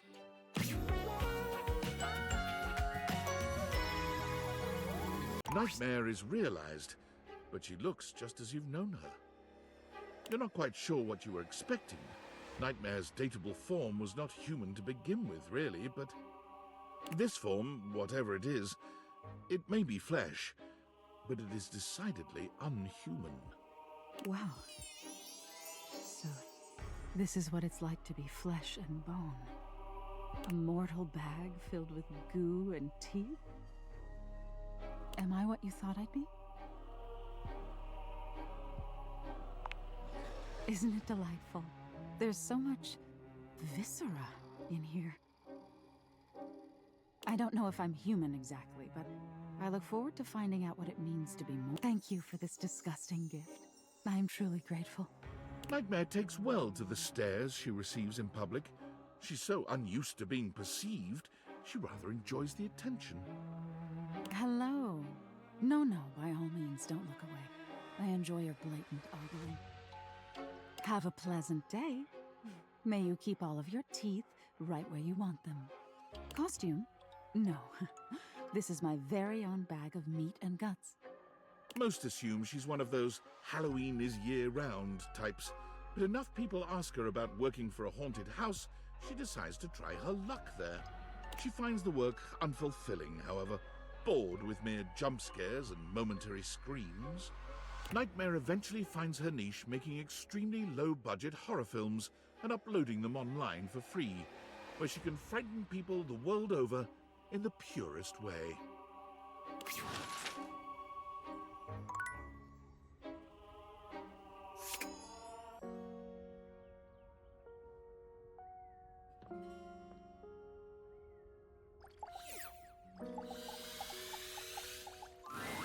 Hello, friend. You want to play with realization for Timmy? No, you got Timmy's. Timmy will wait for you.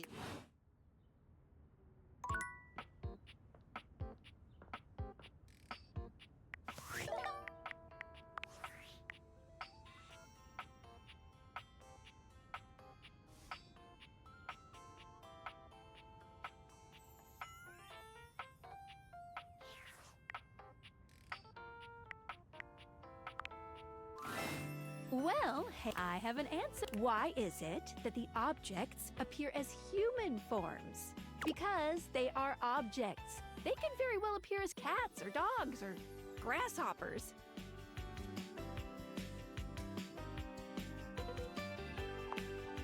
Aw, I'm so glad. We're on the same bandwidth and everything. Cool. So it's because these particular deviators were built to fit on a human face. As they coalesce the anima in the objects, they will always appear as human. If I was a dog version of the deviators, then when pooches would see through me, they would see all the datables as canines. Is that cool or weird? I'm not sure. Yes, I'm cool. I'm so cool. Menu time. Welcome. What can I do for you in my main menu? Oh, let's. There's lots I can chat about. Me?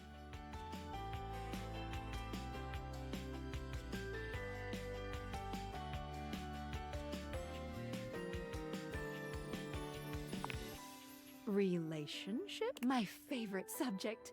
What do you want to know?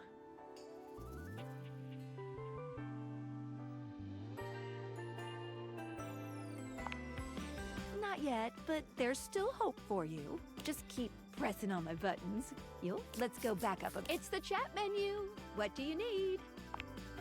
Oh, definitely. What's on your mind? Good question. A very important question. The easy answer is whatever you like. As long as you are continuing to realize objects, things will continue to move along in a positive direction.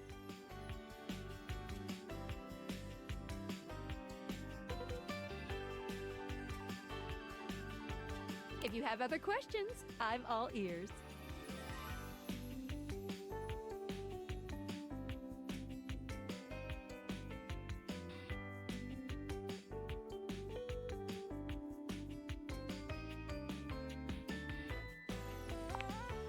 No matter what you do, you will always be able to find, except for one very specific instance, but you will be very clearly warned that that's the path you're going on.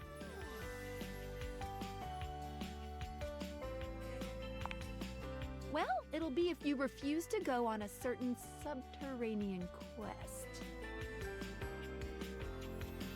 That's all I'll say. Any other questions about what you should be doing?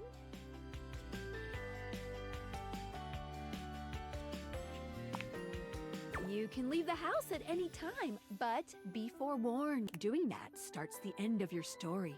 A point of no return. Unless, of course, you reload a save. Wink, wink.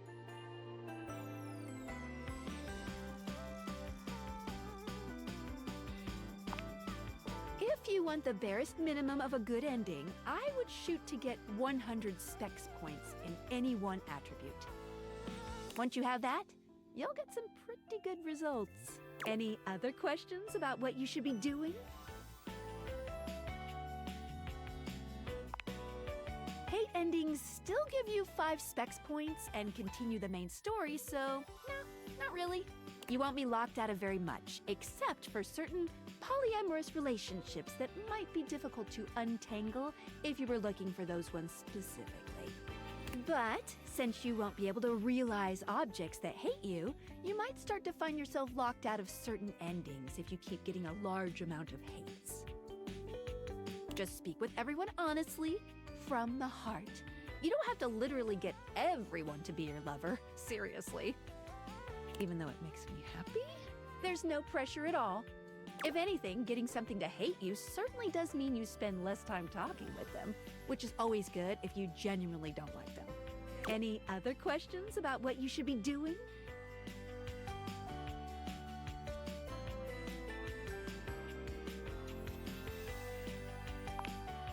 You can leave the house at any doing that, unless of course you reload a save. Wink, wink.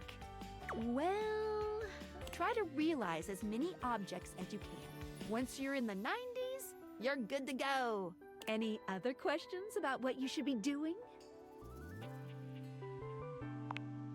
Anything else you wanted to know about features?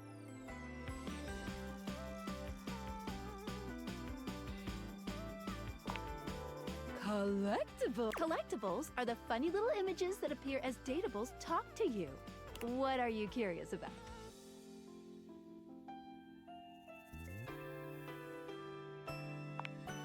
Well, of course, there's an achievement. What are you thinking, man? But honestly, I don't care very much if you find them all.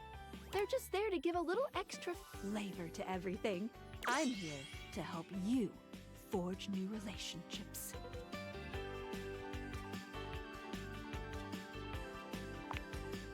I won't stop you. Any other collectibles questions? They help illustrate what's going on around you, sometimes for fun, sometimes because the datable gave you an item, or sometimes just for dramatic effect.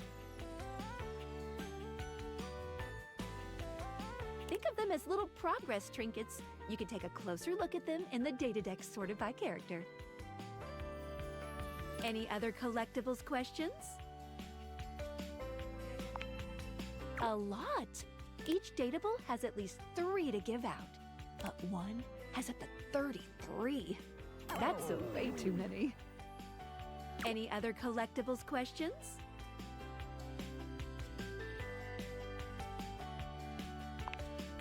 Anything else you wanted to know about features? Oh, sure, specs. Specs stands for these 5 qualities are measured on your person. There's also a glossary button in the top right corner. Anything else you'd like to know?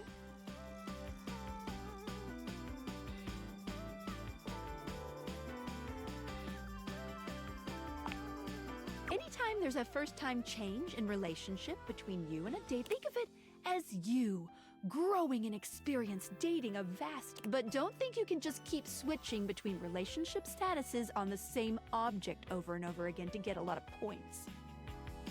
Only the first time there's a change from neutral will there be any specs awarded.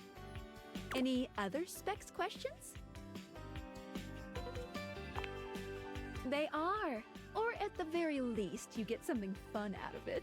But don't worry, if you can't reach a certain specs dialogue choice, the worst thing that you could miss out on is a collectible. No love, friend, or hate endings are gated behind a specs check. Any other specs questions? Great question! Each dateable object gives out 1 specs attribute when a relationship has been attained. I call this alignment. You can check a datable's alignment by looking at the specs badge in their Datadex page. The badge corresponds to which stat is given. If you're looking to grow to a certain specs build, this will really help guide you towards who you should prioritize.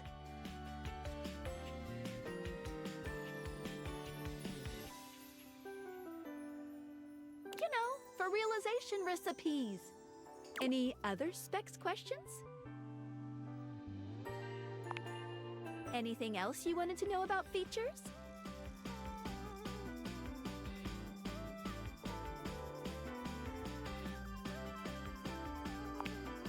Cool. What can I do for you in my main menu?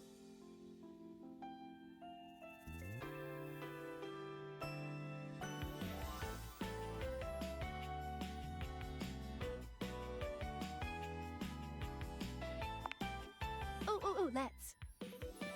There's lots I can chat about. Me?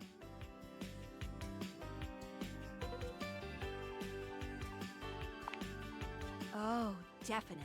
What's on your mind? Cool. What can I do for you in my main menu?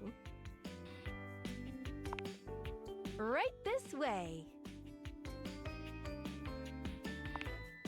What's on your mind? Good question. Very easy as long as you are. If you have other questions, I'm all ears. Anything else you wanted to know about features? Cool. What can I do for you in my main menu? Right this way.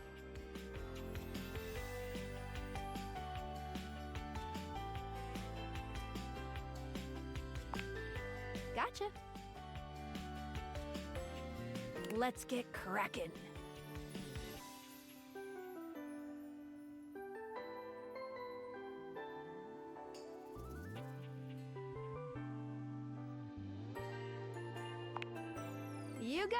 Let's intrepidly explore the unknown together. Any other utilities you need help with?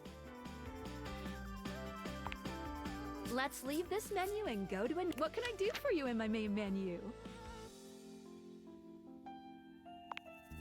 Right this way.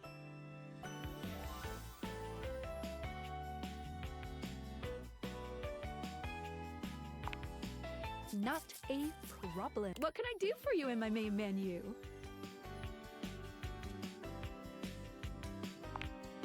Oh, let's. There's lots I can chat about. Me? Oh, my favorite subject. What do you want to know about my lore?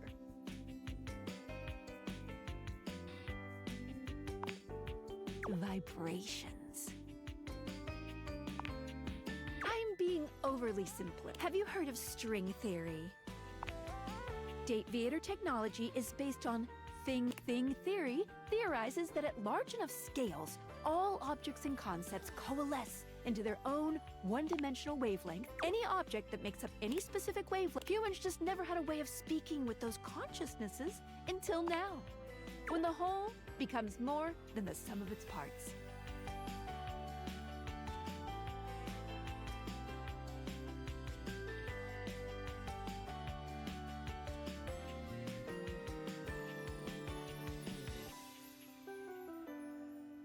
With objects, it happens as a plank of wood slowly becomes a toy boat.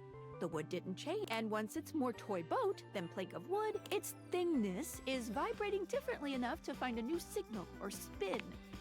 Once the object or idea becomes large enough to have its own state, it breaks off the wavelength. That's why tables are different than chairs, even though they might be. Their thingness is vibrating differently enough. I like to call the wavelengths animus, but this is how we can directly acknowledge these things' existences.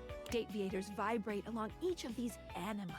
That's why when we awaken something, it wiggles a little. What did you think about that? Yes.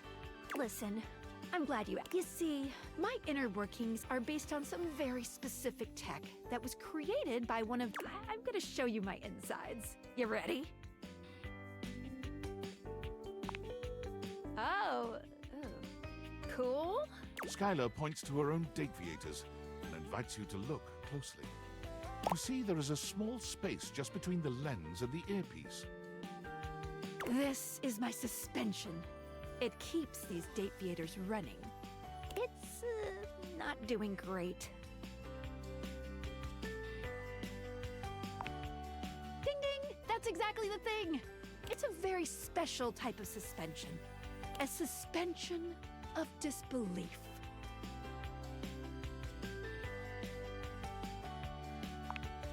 I know. I'm a sad pair of lenses here. Basically, it works super hard to make everything in this little love experiment work.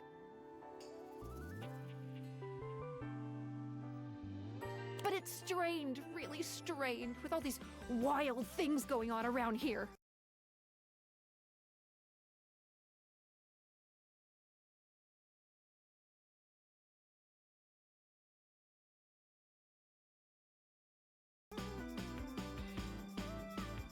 Talking to objects, bringing them to life, objects having names and hidden lives and sexy human bodies and everything.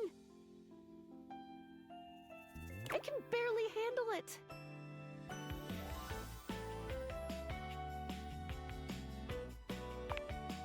Just give it a little love. Anyway. You take a closer look at Skylar's suspension of disbelief. It's hard to be sure, but she seems pleased.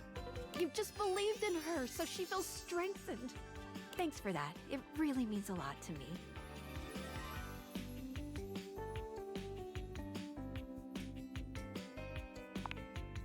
Good enough, I guess.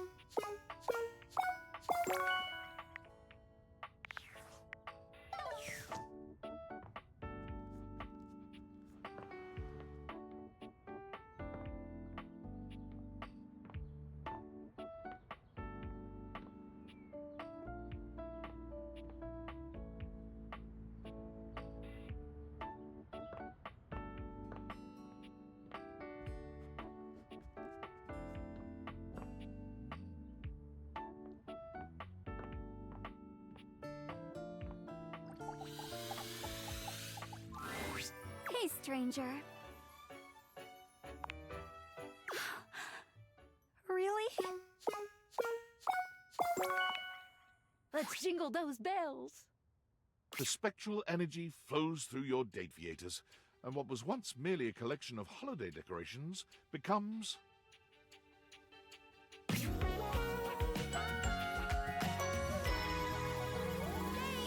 Wow! It's like every holiday at once! Did you know? I've been banking all my holiday leave. Now every day is holiday! What's next, I wonder? Yes! Time for video games and books and eating every last chocolate in the box! This did transpire for about a minute. Ugh, I'm bored. Holly's enthusiasm for all things couldn't be contained to a single couch. With the money she saved up from her previous efforts, she was able to purchase a nice little home and a scooter with a large trunk attachment. She began her own free delivery service, riding about town delivering letters, presents, and general cheer. Catching up with everyone, spreading excitement and love, and being able to leave before things got awkward, this was the ideal life for Holly. Everyone always knows when she's on her way, as her happy cry rings out through the neighborhoods. Here's Holly!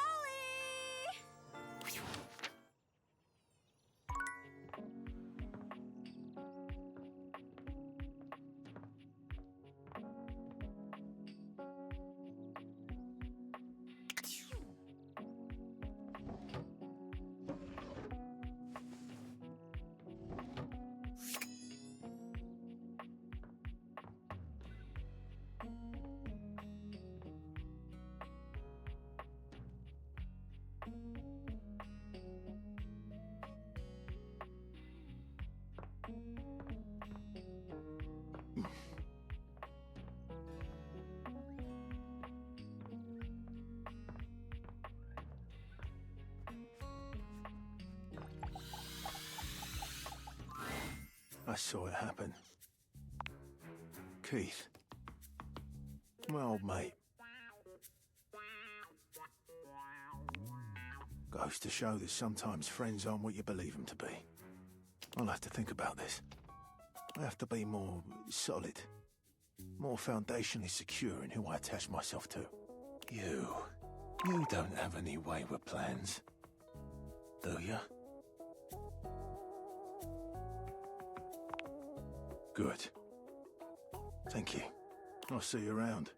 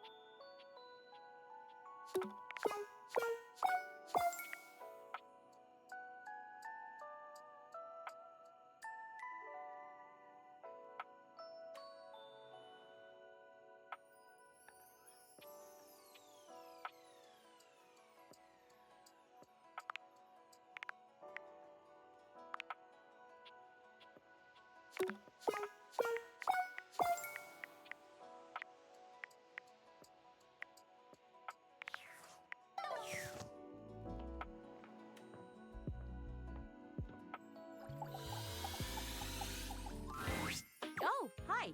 It's a tickle to see. I have news. I got my results back from my test. It is not the most impressive score I've ever received on a test in my life. That honor belongs to myself and my old friend Frederica when we competed together in the three-hinged race. We were even faster than Kristoff and Columbo, the reigning champion cigar boxes. Trounce them, truth be told. Columbo was leaking tobacco all the way to the medical tent. Where...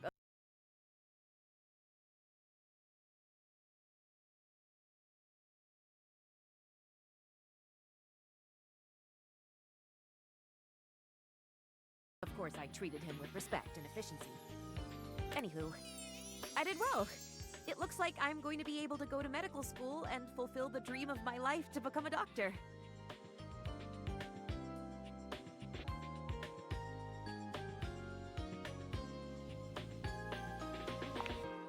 I cannot wait. And I want to say a heartfelt thank you to you for your help. There were some questions that I got wrong on the test that I got right during our quiz.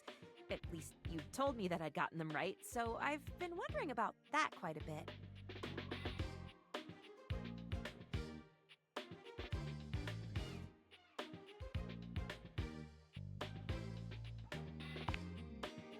It is indeed. In any event, though, thank you. I hope you'll still come to me for aid, first and ongoing when I'm a real doc.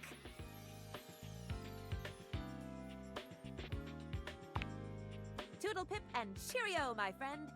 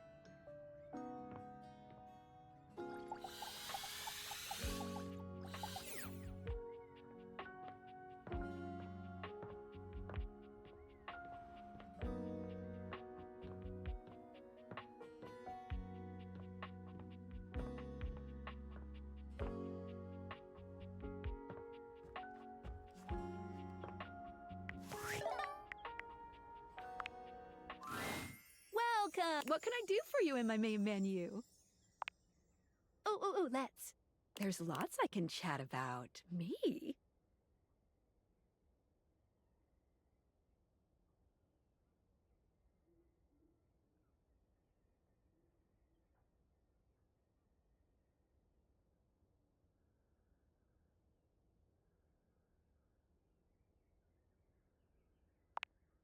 Oh, my favorite subject. What do you want to know about my lore?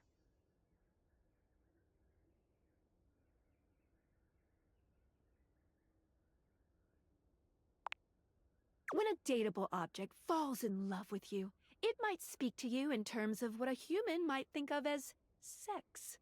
It's not. It's more that your two consciousnesses are intertwining in the vibrational ether caused by the focus of my lenses. Basically, you're not having sex with your furniture. Well, until you realize them, then you can do whatever freaky stuff you want.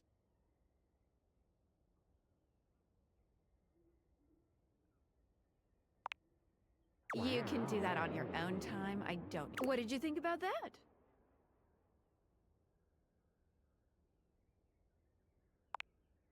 All right. Ooh, my suspension just gave a little wiggle. Skylar shows you her date viators, turning them so that you can see her suspension of disbelief. Skylar's suspension seems buoyed somehow, happier than you'd last seen her. You believed in her again, so she feels even stronger. Thank you for that. It really means a lot to me.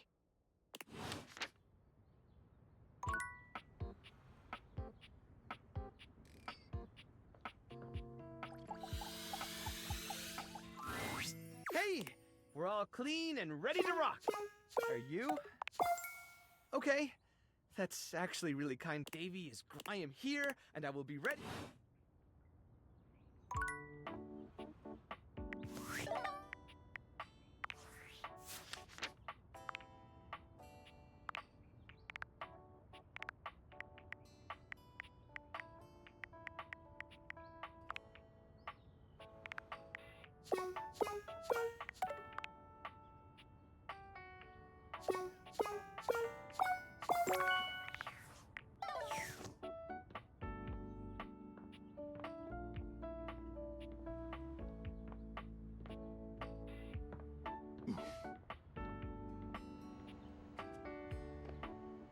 Oh.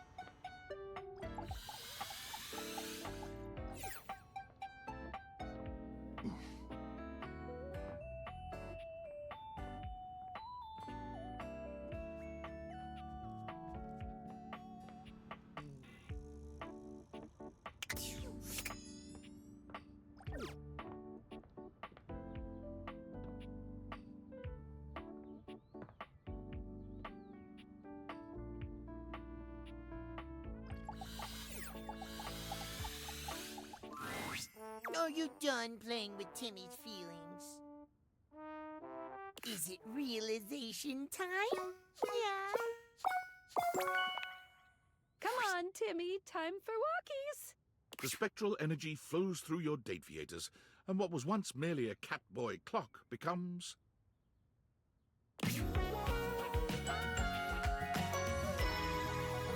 Timmy's reaction is surprisingly subdued. He only yawns and stretches. Timmy is human now, but he still feels like himself. No more clocks inside. No more tick, tick, tick. Timmy is cuter than ever now that he's a real boy. Oh, Timmy knows it. Yeah. Thanks for believing in Timmy, even when mean old Timothy wouldn't.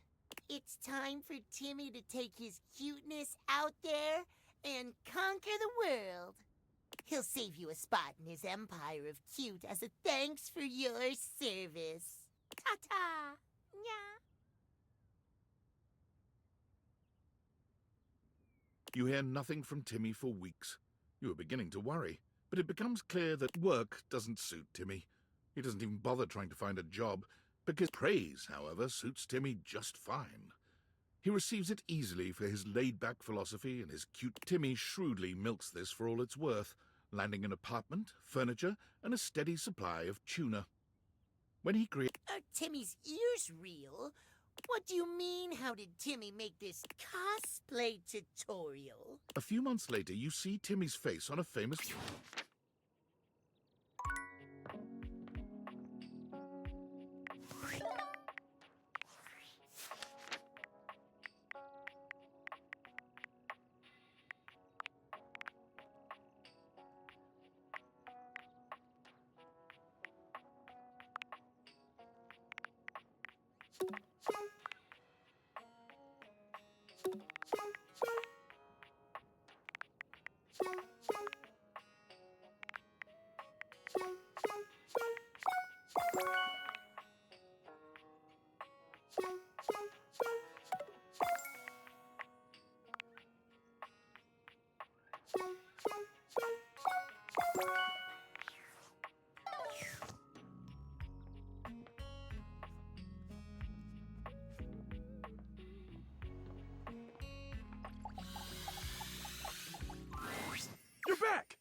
take it you're ready to realize me.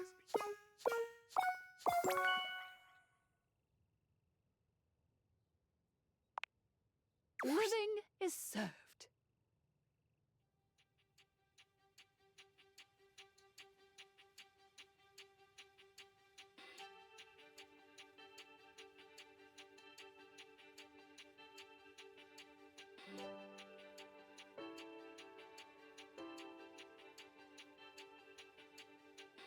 The spectral energy flows through your date viators, and what was once merely a stove becomes...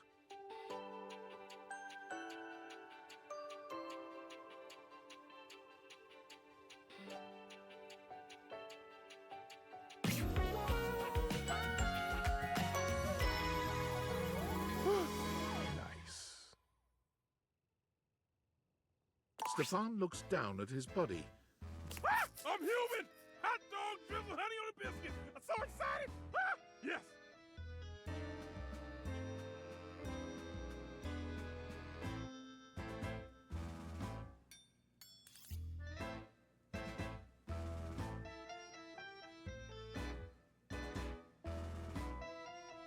Mr. Cluckles, now a bizarre combination of man and chicken, skitters across the tile, nearly colliding with Stefan as he tries to get the hang of his new legs.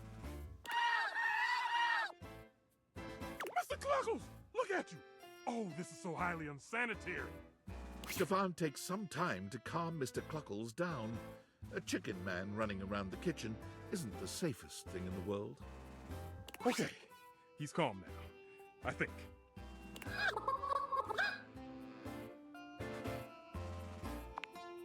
We are! That means I can go work in a professional kitchen now. But I don't think I'll be cooking chicken anytime soon. Oh, I think we can whip up something for sure. Mr. Cluckles, can you leave the room?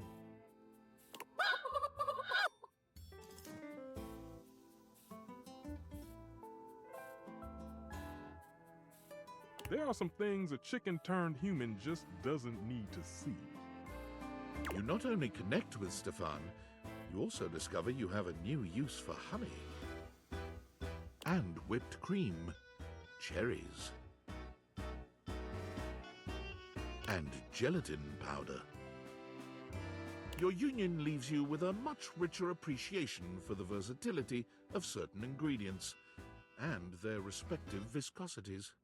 Stefan and Mr. Cluckles strike out on their own, after a quick fix from Skylar to make Mr. Cluckles a proper chicken. However, they quickly find that the real world has its own difficulties. Now a human who can burn himself, Stefan's cavalier attitude around a real stove results in far too many accidents. Damn, those things are hot. Remembering the joy he felt in creating sushi, Stefan and Mr. Cluckles move to a small island off the coast of Japan, where he submits himself to rigorous tutelage under a great sushi master. Stefan has relearned everything he ever knew about food.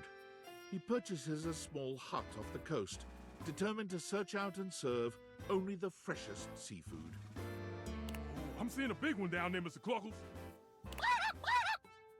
With Stefan's dedication and Mr. Cluckles' remarkable aqualine diving capability, their unassuming hut becomes a mecca for perfect sushi.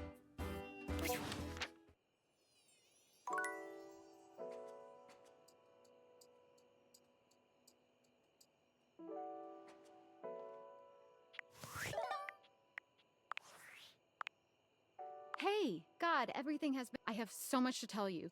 So...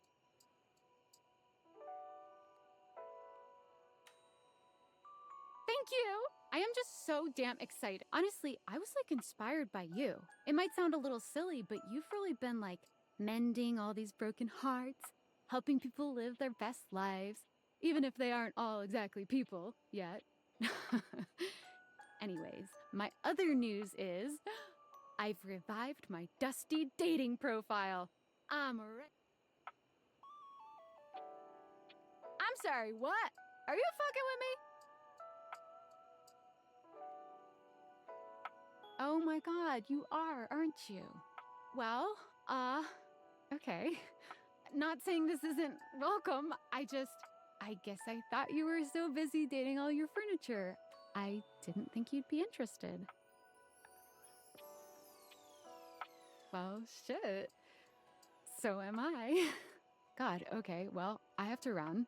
Nursing school registration is in a little bit, but hey, guess I'll be retiring my dating profile again in record time. Talk more soon then, okay?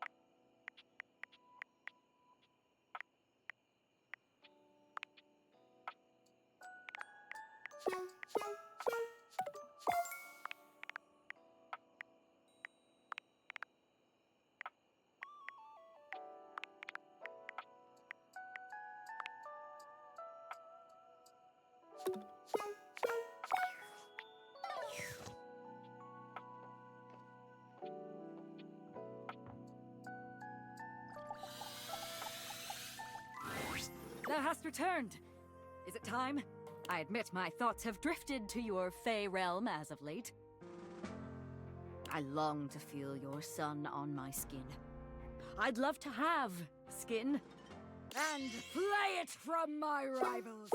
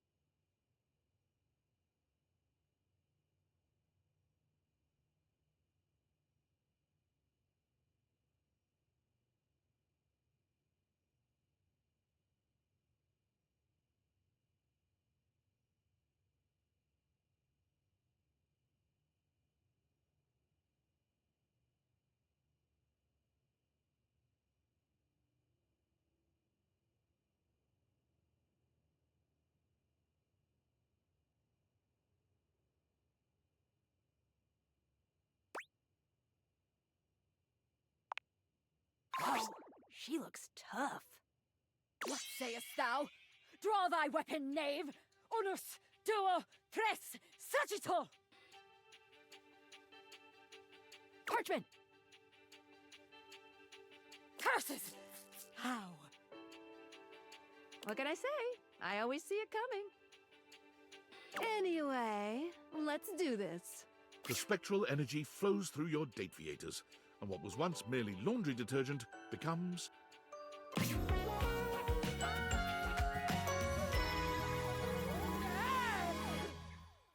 Titus curls her hand into a fist, flexing her arm and admiring the muscle she sees. As she notes the bulge of her own flesh and blood bicep, she laughs triumphantly. My gods. I feel so alive. So... Oh! It was true. From her former diminutive stature as a box of pods, she stands a full 7 feet tall.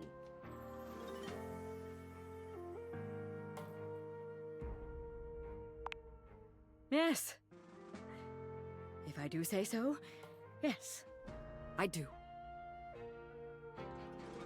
Now, what shall we do? Hatch a scheme to dethrone a worthless monarch. Bathe in the blood of our mortal enemies. Drink in the sun and enrapture each other in the eyes of the gods! You can see the passion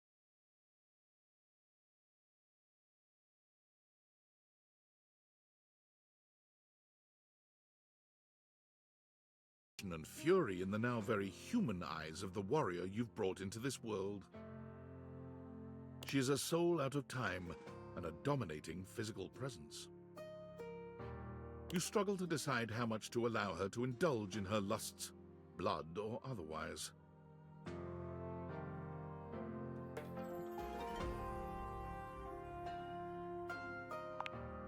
The very next morning, before the sun had even broken through your windows, it hit you that Titus was gone. She left the house and began a single-minded search for her goal, the nearest accessible source of single combat. She found it rather quickly, as just a few blocks away from your house lies the Round Table, a battle and burgundy club. It is the finest medieval swordplay / wine tasting arena in most of the state. Titus waded in with both arms swinging and a broad grin on her warrior's face. Perhaps unsurprisingly, she trounced everyone who came against her, including 2 bouncers, a burly waiter, and a horse who was known to have a far too playful attitude towards his trainers. Police were called, but so engaging, so enlivening and entertaining was her performance that rather than leaving in handcuffs, she was hired. She was born from the tiny arena on the few uninjured shoulders in the group. According to her employer, she remains the single greatest attraction on offer at the Round Table, despite her staunch refusal to believe that it isn't real. Real action bears its weight, and I bear mine. So action real by real enacted shines. I am real. It is real. We live, no? We live! Fortunately to date, no one has been seriously injured.